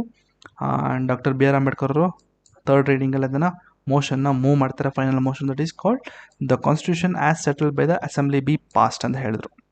ಅಂದರೆ ಸಂವಿಧಾನ ಕಂಪ್ಲೀಟಾಗಿ ಅಸೆಂಬ್ಲಿ ಪಾಸ್ ಮಾಡಿದೆ ಈ ಸಂವಿಧಾನವನ್ನು ಅಂತ ಹೇಳಿ ಥರ್ಡ್ ರೀಡಿಂಗಲ್ಲಿ ಮುಗಿಸಿದ್ರು. ಆಯಿತಾ. ಇದು ನಿಮ್ಮ ಮೇನ್ಸ್ ಪಾರ್ಟು. ಸಿಂಪಲ್, ಎಷ್ಟು ಈಸಿ ಇದಲ್ವ. Explain the enactment of the Indian constitution ಅಂತ ಕೇಳಿದ್ರೆ ಬರೋ ಗಂಟೆ ಇದನ್ನು ಸ್ಟಾರ್ಟಿಂಗಿಂದ ಬರೀರಿ. ಡ್ರಾಫ್ಟಿಂಗ್ ಕಮಿಟಿ ಡ್ರಾಫ್ಟ್ ಆಯಿತು. ಕಾನ್ಸ್ಟಿಟ್ಯೂಷನ್ ವಾಸ್ ಇಂಟ್ರೊಡ್ಯೂಸ್ ಯಾವಾಗಾಯಿತು, ಬೈ ಬಿ ಆರ್ ಅಂಬೇಡ್ಕರ್ ಅವರು ಆನ್ ನವಂಬರ್ 1948 ಫಸ್ಟ್ ರೀಡಿಂಗ್ ಆಗುತ್ತೆ. ಫಸ್ಟ್ ರೀಡಿಂಗಲ್ಲಿ ಏನಾಗುತ್ತೆ, ಜನರಲ್ ಡಿಸ್ಕಷನ್ ಆಯಿತು. ಅದು ಕೂಡ ಬರೀ 5 ದಿನ ತೊಗೊಳ್ತು ಜನರಲ್ ಡಿಸ್ಕಷನು. ಮತ್ತು ಸೆಕೆಂಡ್ ರೀಡಿಂಗ್ ಆಗುತ್ತೆ. ಈ ಸೆಕೆಂಡ್ ರೀಡಿಂಗಲ್ಲಿ ಲೈನ್ ಬೈ ಲೈನ್ ಓದ್ತಾರೆ. ಆಯಿತಾ. ಅದರಲ್ಲಿ ಡಿಸ್ಕಷನ್ ಆಗುತ್ತೆ. ಆ ಡಿಸ್ಕಷನಲ್ಲಿ ಅಮೆಂಡ್ಮೆಂಟು ಕೂಡ ಆಗುತ್ತೆ. ಆಯಿತಾ. ಸೊ ಎಷ್ಟು ಅಮೆಂಡ್ಮೆಂಟ್ ಆಯಿತು, 7653 ಅಮೆಂಡ್ಮೆಂಟ್ ಆಯಿತು. ಯಾವಾಗ ಶುರು ಆಗಿದ್ದು, 15 ನವಂಬರ್ 1948. ಎಂಡ್ ಯಾವಾಗಾಯಿತು, 17 ಅಕ್ಟೋಬರ್ 1949 ಎಂಡ್ ಆಯಿತು. ಮತ್ತು ಥರ್ಡ್ ರೀಡಿಂಗ್ ಯಾವಾಗಾಗುತ್ತೆ, 14th ನವಂಬರ್ 1949 ಆಗುತ್ತೆ. ಆಯಿತಾ. ಆವಾಗ ಥರ್ಡ್ ರೀಡಿಂಗ್ ಎಲ್ಲ ಆದಮೇಲೆ the constitution as settled by the assembly B passed ಅಂತ ಹೇಳಿದ್ರೆ ಈ ಸಂವಿಧಾನ ಅಸೆಂಬ್ಲಿ ಎಲ್ಲ ಕಂಪ್ಲೀಟಾಗಿ ಡಿಸ್ಕಷನ್ ಆಗಿ ತಿದ್ದುಪಡಿ ಎಲ್ಲ ಆಗಿ ಕಂಪ್ಲೀಟಾಗಿ ಇದು ಪಾಸ್ ಆಗಿದೆ ಅಂತ ಹೇಳಿದ್ರು. Okay, next enactment of the Indian constitution. Next adoption date ಬಂದು constitution was adopted November 26, 1949. But ಇದು ಪಾರ್ಷಲಿ ಅಡಾಪ್ಟ್ ಮಾಡ್ಕೊಂಡಿರ್ತಾರೆ. ಹೌದಾ. ಈ ಒಂದು 299 ಮೆಂಬರ್ಸ್ ಅಂದರೆ ಮುಸ್ಲಿಂ ಲೀಗ್ ಅವರು ಏನು ವಿಡ್ರಾ ಮಾಡ್ಕೊಂಡ್ರು, ವಿತ್ಡ್ರಾ ಆದಮೇಲೆ 284 ಜನ ಮಾತ್ರ ಸೈನ್ ಮಾಡ್ತಾರೆ. 299 ಸೀಟಲ್ಲಿ 284 ಜನ ಸೈನ್ ಮಾಡ್ತಾರೆ. ಸೈನ್ ಆಗಿ ಆ ಒಂದು ಸಂವಿಧಾನ ಪಾಸ್ ಆಗುತ್ತೆ. ಆಯಿತಾ. So content at the time of ಎನಾಕ್ಟ್ಮೆಂಟು, ಅಡಾಪ್ಷನ್ ಡೇಟು ಗೊತ್ತಾಯಿತು ನಮಗೆ, ಇದು ಕೂಡ ಓದಿದ್ವಿ. ಪ್ರಿಯಂಬಲ್ಲು. ಹಾಗಾದರೆ ಆ ಒಂದು ದಿನ ಅಂದರೆ ಕಂಪ್ಲೀಟಾಗಿ ಪಾಸ್ ಆಯ್ತಲ್ಲ, ಆವಾಗ ಏನೇನೆಲ್ಲ ಇತ್ತು ಅಂದರೆ ಪ್ರಿಯಂಬಲ್ ಇತ್ತು, ಮತ್ತು 395 ಆರ್ಟಿಕಲ್ಸ್ ಇತ್ತು, ಮತ್ತು 8 ಶೆಡ್ಯೂಲ್ ಮಾತ್ರ ಇದ್ದಿತ್ತು. ಆಯಿತಾ. Next the preamble adopted after the entire constitution was enacted. ಅಂದರೆ ಸಂವಿಧಾನ ಎಲ್ಲ ಕಂಪ್ಲೀಟಾಗಿ ಬಂದಾದಮೇಲೆ ನಿಮ್ಮ ಪ್ರಿಯಂಬಲ್ನ ಅಡಾಪ್ಟ್ ಮಾಡ್ಕೊಳ್ತಾರೆ. Next the date of adoption 26 November 1949 is mention in the preamble itself. Preamble ಕೂಡ ಮೆನ್ಷನ್ ಆಗಿದೆ, ಅಲ್ಲಂಥದ್ದಿಲ್ಲ. ಅದ mention the preamble itself. Okay, next enactment of the constitution ಗೊತ್ತು. ಈಗ ನಾವು ನೋಡೋದು 2015 ನವಂಬರ್ 26 ಏನಂತ ಕರೀತಾರೆ, ಅದನ್ನು ಸಂವಿಧಾನ ದಿನ ಅಂತ ಕರೀತಾರೆ. ಹೌದಾ. ಓಕೆ, ಇದು ಕೂಡ ನಮಗೆ ಗೊತ್ತು. ಸಂವಿಧಾನ ದಿನ ಅಂತ ಮಾಡ್ತಾರೆ ಏನಕ್ಕೆ ಅಂತಂದರೆ to promote the constitutional value, ಅಂದರೆ ಸಂವಿಧಾನದ ಒಂದಷ್ಟು ವ್ಯಾಲ್ಯೂಸ್ಗಳನ್ನ ಸಿಟಿಸನ್ಗೆ ಕೂಡ ಹೇಳೋದಕ್ಕೋಸ್ಕರ ಮಾಡ್ತಾರೆ. ಈಗ ಎನಾಕ್ಟ್ಮೆಂಟ್ ಅಂತ ಹೇಳಿದೆ. So what do mean by enactment and enforcement ಅದ್ರ ಬಗ್ಗೆ ತಿಳ್ಕೊಳ್ಳೋಣ. ಸೊ ಎನಾಕ್ಟ್ಮೆಂಟ್ ಅಂತ ಇದು ನಿಮ್ಮ ಲಕ್ಷ್ಮೀಕಾಂತಲ್ಲ, ಇದು ಎಕ್ಸ್ಟ್ರಾ ಇದೆ, ಜಸ್ಟ್ ನಿಮ್ಮ ಅಂಡರ್ಸ್ಟ್ಯಾಂಡಿಂಗ್ಗೆ ಎನಾಕ್ಟ್ಮೆಂಟ್ ಅಂತಂದ್ರೆ ಏನು. ಸೊ ಎನಾಕ್ಟ್ಮೆಂಟ್ ಅಂತಂದರೆ enactment means official passing or adoption of a law or a document like the constitution by the legislative or authoritative body. ಅಂದರೆ ಅಫಿಷಿಯಲಿಗೆ ಅಡಾಪ್ಟ್ ಮಾಡ್ಕೊಳ್ಳೋದಕ್ಕೆ, ಅಫಿಷಿಯಲಿ ಪಾಸ್ ಮಾಡೋದಕ್ಕೆ ನಾವು ಎನಾಕ್ಟ್ಮೆಂಟ್ ಅಂತ ಹೇಳ್ತೀವಿ. ಅಂತಂದರೆ ಏನು, ನವಂಬರ್ 26, 1949 ಅಂದರೆ ನಮ್ಮ ಸಂವಿಧಾನವನ್ನು ನಾವು ಅಡಾಪ್ಟ್ ಮಾಡ್ಕೊಂಡ್ವಿ, ಹೌದಾ, ಅದಕ್ಕೆ ನಾವು ಎನಾಕ್ಟ್ಮೆಂಟ್ ಅಂತೀವಿ. ಎನ್ಫೋರ್ಸ್ಮೆಂಟ್ ಅಂತಂದರೆ ಏನು, ಇಲ್ಲಿ ನಾವು 2 ಸತಿ ಹಾಕ್ಬಿಟ್ಟಿದ್ದಾನೆ ಇಲ್ಲಿ. ಓಕೆ, ಎನಾಕ್ಟ್ಮೆಂಟ್ ನೋಡಿದ್ವಿ, ಏನು ಅಂತ ನೋಡಿದ್ವಿ. ಓಕೆ, ಎನ್ಫೋರ್ಸ್ಮೆಂಟ್ ಅಂತಂದರೆ ಏನು. Enforcement means putting a law or a rule into action. ನೋಡಿ, ಅಡಾಪ್ಟ್ ಮಾಡ್ಕೊಳ್ಳೋದು ಬೇರೆ, ಅದನ್ನು ಆ್ಯಕ್ಷನ್ ತರೋದು ಬೇರೆ. ಅಂದರೆ ನಮ್ಮಷ್ಟಕ್ಕೆ ನಾವು ಅಡಾಪ್ಟ್ ಮಾಡ್ಕೊಂಡ್ವಿ, ಅಂದರೆ ಸಂವಿಧಾನವನ್ನು ನಾವು ಅಡಾಪ್ಟ್ ಮಾಡ್ಕೊಂಡಿದ್ವಿ. ಯಾವಾಗ, ನವಂಬರ್ 26. ಓಕೆ, ಎನ್ಫೋರ್ಸ್ಮೆಂಟ್ ಅಂತಂದರೆ ಏನು, ಎನ್ಫೋರ್ಸ್ಮೆಂಟ್ ಅಂದರೆ ಕಂಪ್ಲೀಟಾಗಿ ಆ್ಯಕ್ಷನ್ಗೆ ಬಂದಿದೆ, ಅಂದರೆ ಎಲ್ಲರೂ ಕೂಡ ಅದು ಇವತ್ತಿಂದ ಅದು ಜಾರಿಯಲ್ಲಿರುತ್ತೆ ಅನ್ನೋದಕ್ಕೆ ನಾವು ಎನ್ಫೋರ್ಸ್ಮೆಂಟ್ ಅಂತೀವಿ, ಹೌದಾ. ಓಕೆ, ನೆಕ್ಸ್ಟ್ ಎನಾಕ್ಟ್ಮೆಂಟ್ ಮತ್ತು ಎನ್ಫೋರ್ಸ್ಮೆಂಟ್ ಬಗ್ಗೆ ಹೇಳೋದಾದರೆ, ನಾನು ಹೇಳಿದ ಎನಾಕ್ಟ್ಮೆಂಟ್ ಅಂದರೆ ನವಂಬರ್ 26, 1949 ಅದ್ರ ಬಗ್ಗೆ ಡಿಫ್ರೆನ್ಸ್ಗಳಿದ್ದಾವೆ, ನೋಡ್ಕೊಳ್ಳಿ. ಇದು ಎನಾಕ್ಟ್ಮೆಂಟ್ ಆದಂಥ ದಿನ ಒಟ್ಟು 395 ಆರ್ಟಿಕಲ್ಸ್ ಇತ್ತು, 8 ಶೆಡ್ಯೂಲ್ ಇತ್ತು ಮತ್ತು ಪ್ರಿಯಾಂಬಲ್ ಇತ್ತು. ಸೊ ಮೇಜರ್ ಒಂದಷ್ಟು ಇದ್ದಾವೆ, ನನಗೆ ಬೇಡ, ಜಸ್ಟ್ ಒಂದು ಹಾಕ್ತೆ ನಾನು, ಬಟ್ ನಿಮಗೆ ಬೇಡ. ಈಗ ಮೈನರ್ ಕಮಿಟೀಸು, ಇದು ಕೂಡ ನೋಡ್ಕೊಳ್ಳಿ. ಡಾಕ್ಟರ್ ರಾಜೇಂದ್ರ ಪ್ರಸಾದ್ ಅವರು ಯಾವ ಕಮಿಟಿಯ ಒಂದಷ್ಟು ಚೇರ್ಮನ್ಶಿಪ್ ವಹಿಸಿದ್ರು ಅವ್ರ ಬಗ್ಗೆ ಎಲ್ಲ ಇದೆ, ನೋಡ್ಕೊಳ್ಳಿ ಇದನ್ನು. ಇದು ಕೂಡ ಸ್ಟ್ಯಾಟಿಕ್ ಪಾಯಿಂಟ್ಸು, ಅಲ್ಲಂಥದ್ದು ಏನಿಲ್ಲ ಹೇಳೋದು. ಸೋರ್ಸಸ್ಸು, ಈಗ ನಮ್ಮ ಸಂವಿಧಾನ ಬರೀ ಅಂದರೆ ಒಂದೇ ಕಡೆಯಿಂದ ಬಂದಿಲ್ಲ. ಅಂದರೆ ಈಗ ತುಂಬ ಜನ ಹೇಳ್ತಾರೆ ಏನು ಅಂತಂದರೆ, ಇದು ಗೌರ್ಮೆಂಟ್ ಆಫ್ ಇಂಡಿಯಾ ಆ್ಯಕ್ಟ್ದು ಒಂದು ಜೆರಾಕ್ಸ್ ಕಾಪಿ ಅಂತಲೂ ಕೂಡ ಹೇಳ್ತಾರೆ, ಕ್ರಿಟಿಸಿಸಮ್ ಮಾಡ್ತಾರೆ. ಬಟ್ ಈ ನಮ್ಮ ಇಂಡಿಯನ್ ಕಾನ್ಸ್ಟಿಟ್ಯೂಷನ್ ಆಗಬೇಕಾದ್ರೆ ತುಂಬ ಕಡೆಯಿಂದ ಸೋರ್ಸಸ್ಗಳನ್ನ ಇವ್ರು ಏನು ಮಾಡ್ತಾರೆ, ಕ್ಯಾರಿ ಮಾಡ್ತಾರೆ. ಎಕ್ಸಾಂಪಲ್ ಹೇಳಿದ್ರೆ, ನಿಮ್ಮ ಗೌರ್ಮೆಂಟ್ ಆಫ್ ಇಂಡಿಯಾ ಆ್ಯಕ್ಟಿಂದ ಫೆಡರಲ್ ಸ್ಕೀಮ್ ತರ್ತಾರೆ, ಗವರ್ನರ್ಸ್ ಆಫೀಸ್ ತರ್ತಾರೆ, judiciary, public service commission, emergency provisions ಮತ್ತು ಅಡ್ಮಿನಿಸ್ಟ್ರೇಟಿವ್ ಡೀಟೇಲ್ಸ್. ನೆಕ್ಸ್ಟ್ ಬ್ರಿಟಿಷಿಂದ ಏನು ಬಂತು, parliamentary government, rule of law, single citizenship, cabinet system, parliamentary privileges, bicameralism ಮತ್ತು ಬ್ಯಾರೋಗೇಟಿವ್ ರಿಟ್ಸು ಆರ್ಟಿಕಲ್ 32 ಮುಂದೆ ಹೇಳ್ತೀನಿ. ನೆಕ್ಸ್ಟ್ US ಇಂದ ಏನೇನು ಕ್ಯಾರಿ ಮಾಡಿದ್ರೆ, ಫಂಡಮೆಂಟಲ್ ರೈಟ್ಸು, ಮೇಯ್ನಿಗೆ ಫಂಡಮೆಂಟಲ್ ರೈಟ್ಸು, ಆಯಿತಾ. Independent judiciary, impeachment of the president, judicial review, removal of supreme court, high courts of judges, next post of vice president. Next ಐರಿಷಿಂದ DPSP, directive principle of state policy ಮತ್ತು method of election of president, nomination of the member of Rajya Sabha, ಎಲ್ಲ ಐರಿಷಿಂದ. Next ಕೆನಡಾಯಿಂದ, ಆಸ್ಟ್ರೇಲಿಯಿಂದ ಏನೇನು ಬಂತು ನೋಡಿ. ಜರ್ಮನಿಯಿಂದ ನಿಮ್ಮ suspension of fundamental rights during emergency, ಹೌದಾ, ಜರ್ಮನಿಯಿಂದ ಬಂತು. ನೆಕ್ಸ್ಟ್ ರಷ್ಯಾದಿಂದ ಏನೇನು ಬಂತು, ಫಂಡಮೆಂಟಲ್ ಡ್ಯೂಟೀಸ್ ಆರ್ಟಿಕಲ್ 51A, ಹೌದಾ, 42nd ಅಮೆಂಡ್ಮೆಂಟ್ ಆ್ಯಕ್ಟು, ಗೊತ್ತಿರಲಿ ಅದು, ಹೌದಾ. ನೆಕ್ಸ್ಟು ಸೋಷಿಯಲ್, ಎಕನಾಮಿಕ್, ಪೊಲಿಟಿಕಲ್ ಅಂತ ಪ್ರಿಯಂಬಲ್ ಏನಿದೆ ಅದು ಕೂಡ ನಿಮ್ಮ ರಷ್ಯಾದಿಂದ ಕ್ಯಾರಿ ಮಾಡ್ತಾರೆ.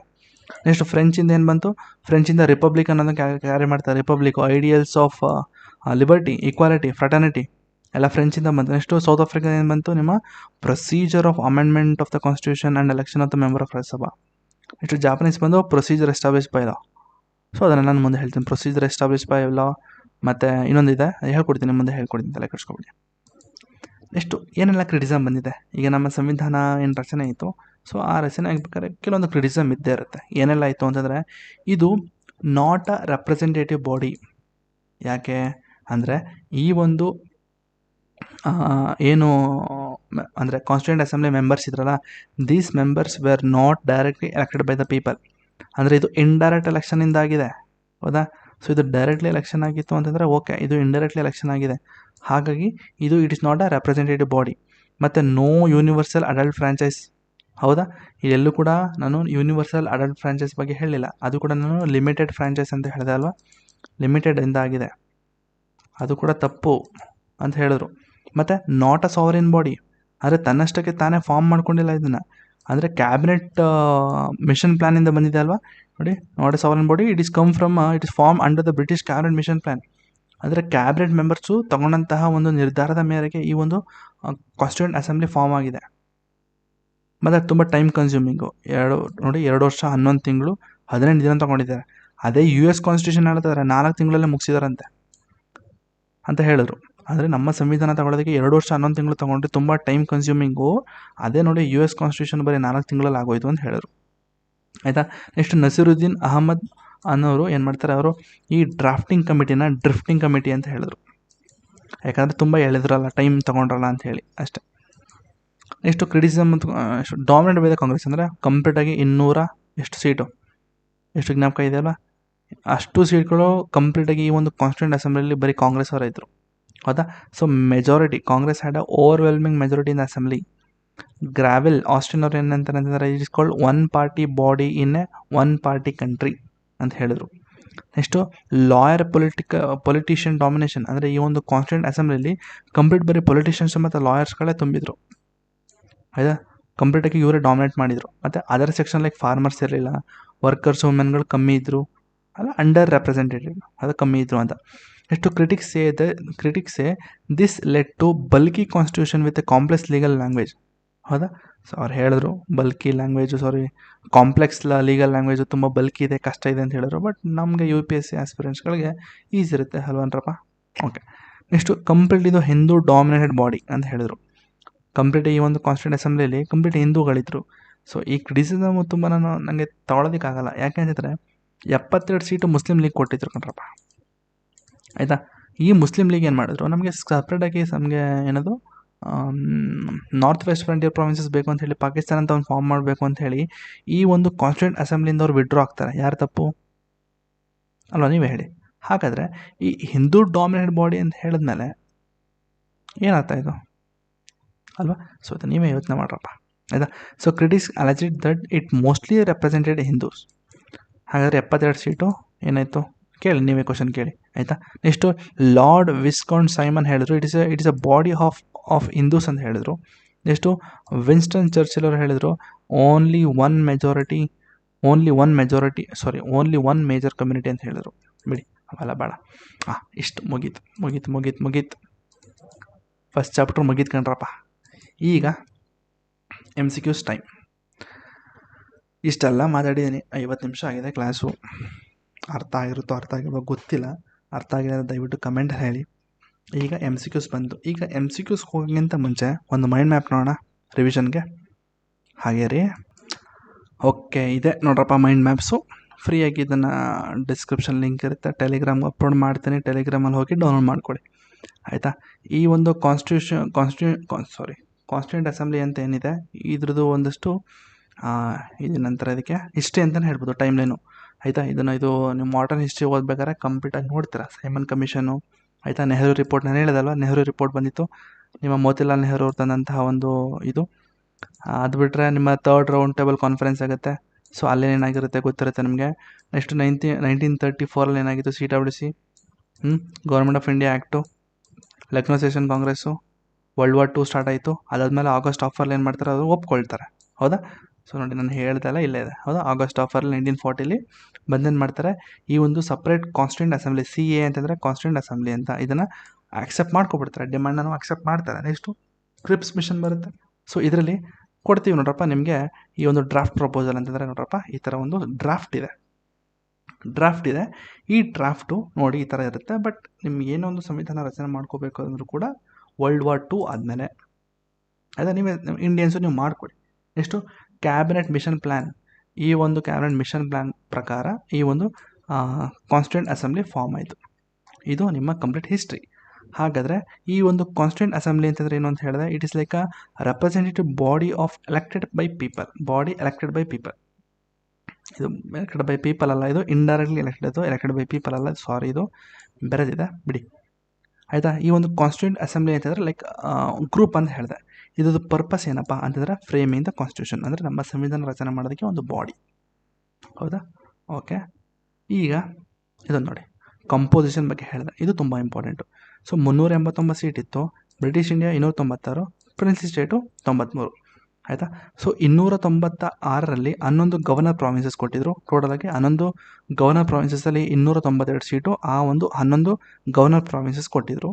ಮತ್ತು ಇನ್ನೊಂದು 4 ಸೀಟ್ ಏನಿತ್ತು, ಈ 4 ಸೀಟು ಇನ್ನು 4 ಚೀಫ್ ಕಮಿಷನರ್ ಪ್ರಾವಿನ್ಸಸ್ ಏನಿತ್ತು ಅವರಿಗೆ ಅಂತ ಮೀಸಲಿಟ್ಟಿದ್ರು. ಆಯಿತಾ.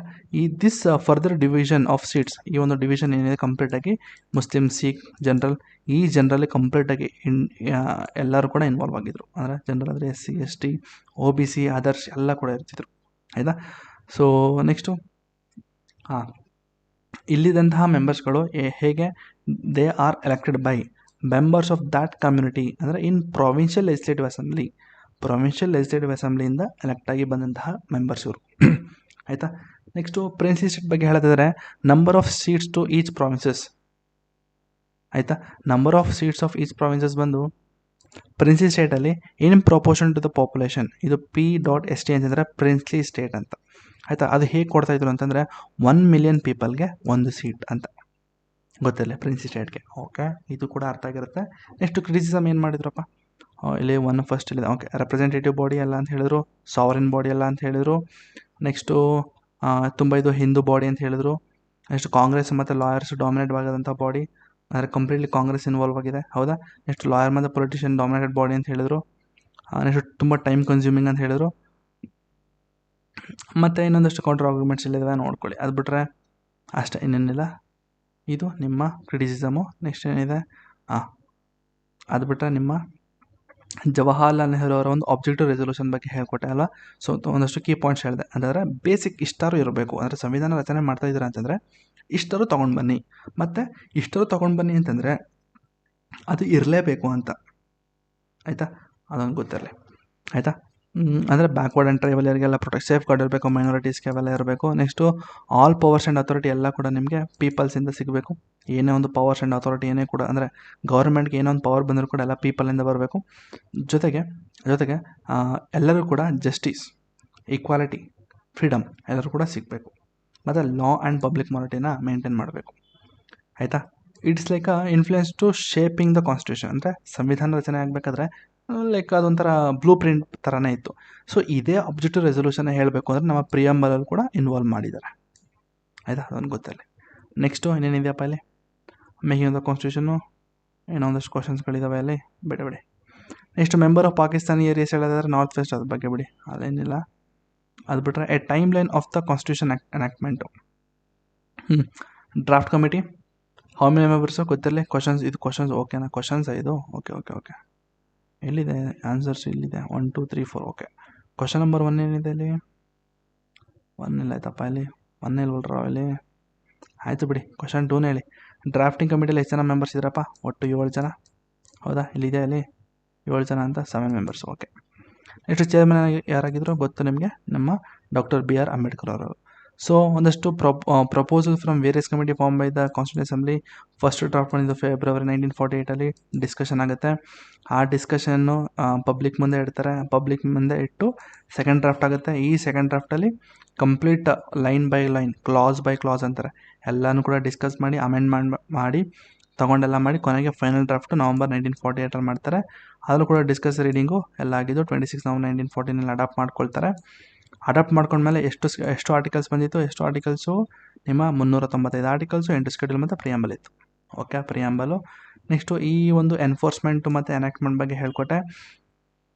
ಎನಾಕ್ಟ್ಮೆಂಟ್ ಆಗಿದೆ ಅವಾಗ ನಿಮ್ಮ ನವಂಬರ್ 1949 ಅಲ್ವಾ, 26 ನವಂಬರ್ 1949 ಕಂಪ್ಲೀಟ್ಲಿ ಎನ್ಫೋರ್ಸ್ಮೆಂಟ್ ಆಗಿದ್ದು ನಿಮ್ಮ ಜನವರಿ 26, 1950.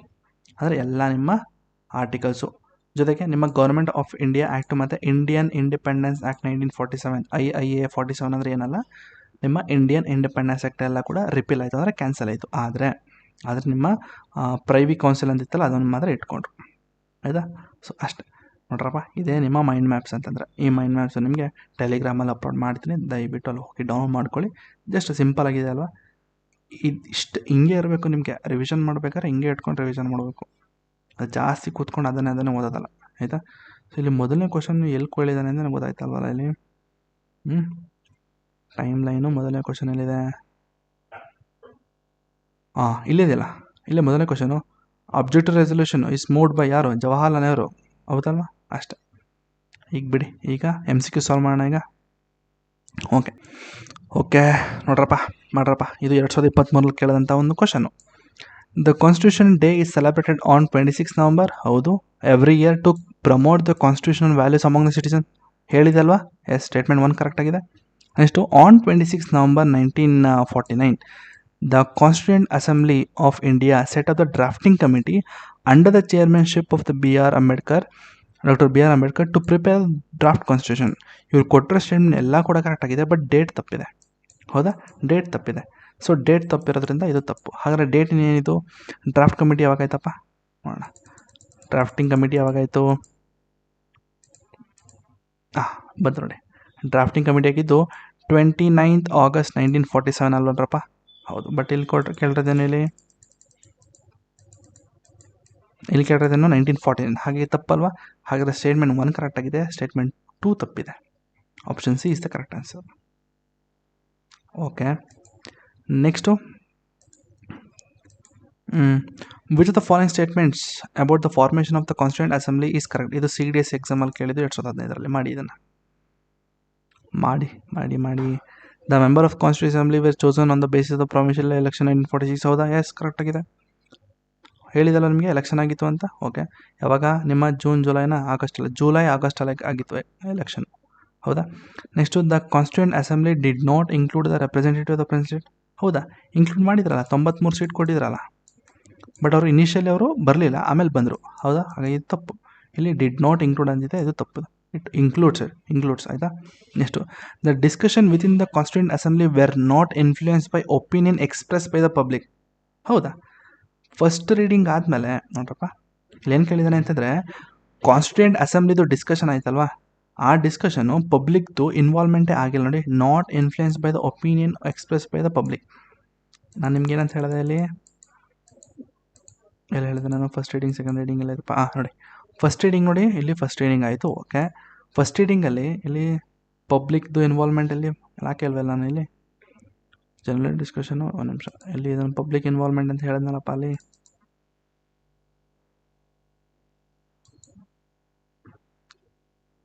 ಎಲ್ಲ ಹೇಳೋದಲ್ಲ ನಿಮಗೆ, ಪಬ್ಲಿಕ್ ಇನ್ವಾಲ್ವ್ಮೆಂಟ್ ಅಂತ ಹೇಳಿದೆ ಬಿಡಿ. ಹೇಳಿದೆ ನಿಮಗೆ ಪಬ್ಲಿಕ್ ಇನ್ವಾಲ್ವ್ಮೆಂಟ್ ಅಂತ. ಪಬ್ಲಿಕ್ ಇನ್ವಾಲ್ವ್ಮೆಂಟ್ ಇತ್ತು. ಪಬ್ಲಿಕ್ ಇನ್ವಾಲ್ವ್ಮೆಂಟ್ ಆದಮೇಲೆ ಸೆಕೆಂಡ್ ರೀಡಿಂಗ್ ಹೋಯಿತು. ಸೊ ಸೆಕೆಂಡ್ ರೀಡಿಂಗ್ ಇಲ್ಲ 8 months ಅಂತ ಹೇಳಿದ್ನಲ್ಲ ಇಲ್ಲೇ. ಇರಿ ಏನರಪ್ಪ, ನನ್ನೇ ಕನ್ಫ್ಯೂಸ್ ಮಾಡ್ತಾ ಇದ್ರಲ್ರೋ. ಇಲ್ಲಿ ನೋಡಿ, first reading okay, first public reading first draft ಆಗಿದ್ದು ನಿಮ್ಮ February 1948. ನೋಡಿ, ಪಬ್ಲಿಕ್ ಫೀಡ್ಬ್ಯಾಕ್ ಪೀರಿಯಡ್ ಬಂದು 8 months. ಹೌದಾ? 8 ತಿಂಗಳು ತೊಗೊಂಡಿದ್ರು. ಹಾಗಾದರೆ 8 ತಿಂಗಳು ಅಂತಂದರೆ ಪಬ್ಲಿಕ್ದು ಇನ್ವಾಲ್ವ್ಮೆಂಟ್ ಇತ್ತು. ಹೌದಾ? ಇಲ್ಲಿ ನೋಡಿ, it does not include a public ಅಂತಿದೆ, influence by the opinion of the public ಅಂತಿದೆ. ಇದು ತಪ್ಪು. ಓಕೆ, ತಪ್ಪು. Next, in order to create a sense of collective participation submission were solicited by the public. Okay, public ಕೂಡ involve ಆಗಿತ್ತು ಅಂತ ಹೇಳಿದೆ. ಹಾಗಾಗಿ 1 and 4 is the correct answer. Easy, ಏನಿಲ್ಲ. ನೆಕ್ಸ್ಟ್ ಇದನ್ನು ಹೇಳಿ, which of the following provinces of the Constitution of India were given immediate effect from the November 26, 1949. ಹೇಳಿದಲ್ಲ ನಿಮಗೆ, ನವಂಬರ್ 49ನಲ್ಲಿ ಕೆಲವೊಂದು ಆರ್ಟಿಕಲ್ಸ್ ಮಾತ್ರ ತಗೊಂಡ್ರು, ಅಂದರೆ ಪಾರ್ಷಿಯಲಿ ಎನಾಕ್ಟ್ಮೆಂಟ್ ಆಯಿತು. ನೆಕ್ಸ್ಟ್ ಇನ್ನು ಮಿಕ್ಕಿದ್ದು ಫುಲ್ ಎನ್ಫೋರ್ಸ್ ಆಗಿದ್ದು January 26, 1950 ಅಂತ ಹೇಳಿದೆ. ಇದಕ್ಕೆ ಆನ್ಸರ್ ನನಗೆ ಕಮೆಂಟಲ್ಲಿ ಹೇಳಬೇಕು.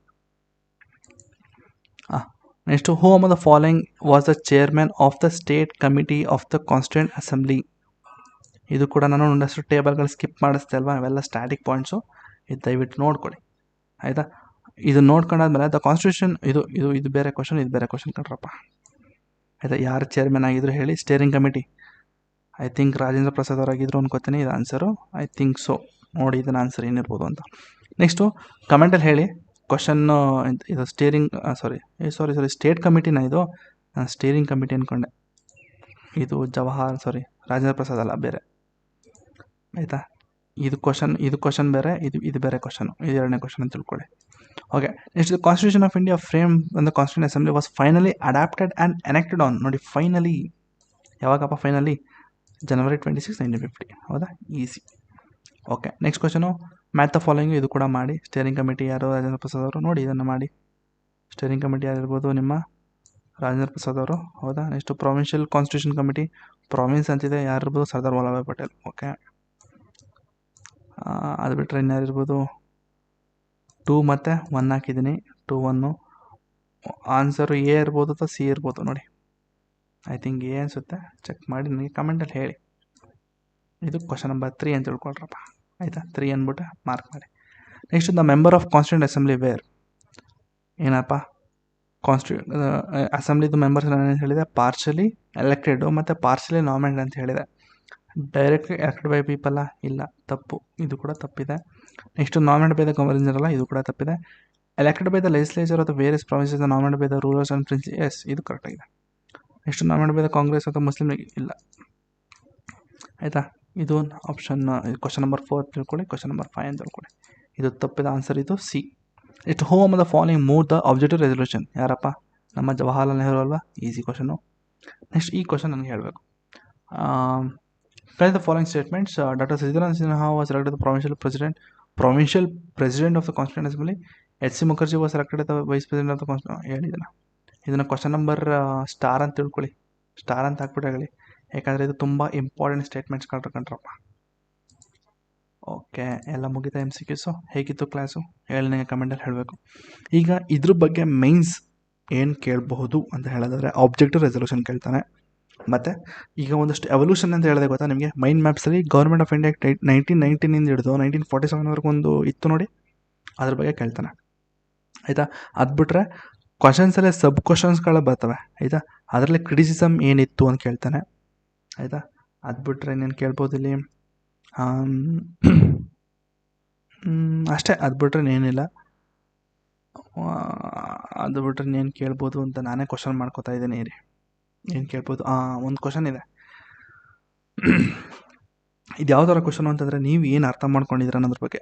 ಎಕ್ಸಾಂಪಲ್ ಹೇಳೋದಾದರೆ ಕ್ವಶನ್ ಏನು ಹೇಗೆ ಕೇಳ್ಬೋದು ಅಂತಂದರೆ, ಆಗಸ್ಟ್ ಆಫರಲ್ಲಿ ಸಡನ್ನಾಗಿ ಅಸೆಂಬ್ಲಿ ಅಂದರೆ ಕಾನ್ಸ್ಟಿಟ್ಯೂಂಟ್ ಅಸೆಂಬ್ಲಿದು ಡಿಮ್ಯಾಂಡ್ನ ಒಪ್ಕೋತಾರೆ ಗೊತ್ತಾ, ಯಾಕೆ ಒಪ್ಕೊಂಡ್ರು ಕೇಳ್ಬೋದು ಅದನ್ನು. ಆಗಸ್ಟ್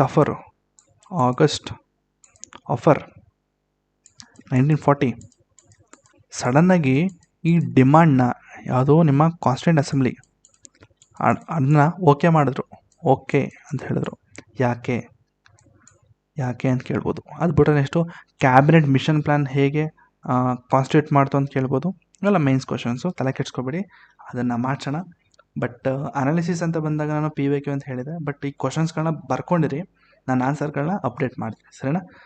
ಅದು ಬಿಟ್ಟರೆ ಏನು ಹೇಳಬೇಕು ಈಗ, ಕರೆಂಟ್ ಅಫೇರ್ಸ್ ಬಗ್ಗೆ. ಈ ಒಂದು ಟಾಪಿಕ್ ಮೇಲೆ ಏನು ಕರೆಂಟ್ ಅಫೇರ್ಸ್ ಇಲ್ಲ ಕಣ್ರಪ್ಪ, ಆಯಿತಾ. ಅಕಸ್ಮಾತ್ ಇವರ ದಿನಾಚರಣೆ ಆಚರಿಸಿದ್ರೆ ಅವರ ಒಂದು ಅಂದರೆ ಅವ್ರ ಬಗ್ಗೆ ಒಂದಷ್ಟು ಟ್ರೆಂಡ್ಸಲ್ಲಿರುತ್ತೆ, ಬಟ್ ಮೋಸ್ಟ್ ಆಫ್ ಆಲ್ ಇದರಲ್ಲಿ ಏನು ಕರೆಂಟ್ ಅಫೇರ್ಸ್ ಬರೋಲ್ಲ. ನೆಕ್ಸ್ಟ್ ಕ್ಲಾಸಲ್ಲಿ ಕರೆಂಟ್ ಅಫೇರ್ಸ್ ಬರ್ಬೋದು ಇರಿ. ನೆಕ್ಸ್ಟ್ ಕ್ಲಾಸ್ ಯಾವುದು ಅಂತ ಹೇಳ್ಬಿಡ್ತೀನಿ ಇಲ್ಲೇ. Making of the Indian constitution ಆದಮೇಲೆ ಕಾನ್ಸೆಪ್ಟ್ ಆಫ್ ಕಾನ್ಸ್ಟಿಟ್ಯೂಷನ್, ಆಯಿತಾ. ಕಾನ್ಸ್ಟಿಟ್ಯೂಷನ್ ಬಗ್ಗೆ ಒಂದಷ್ಟು ಕಾನ್ಸೆಪ್ಟ್ ಬಗ್ಗೆ ಡಿಸ್ಕಸ್ ಮಾಡೋಣ. ಸೊ ಅದಾದಮೇಲೆ ಅದು silent feature of the constitution, ತುಂಬ ಈಸಿ ಚಾಪ್ಟ್ರು ಮಾಡೋಣ, ಸರಿನಾ. ಸೊ ಅಲ್ಲಿವರೆಗೂ ಸಬ್ಸ್ಕ್ರೈಬ್ ಮಾಡ್ಕೊಳ್ಳಿ, ಲೈಕ್ ಮಾಡಿ ಅಂತ ಹೇಳ್ತಾ ಈ ಕ್ಲಾಸ್ನ ಇಲ್ಲಿಗೆ ಎಂಡ್ ಮಾಡ್ತಾಯಿದ್ದೀನಿ. Thank you.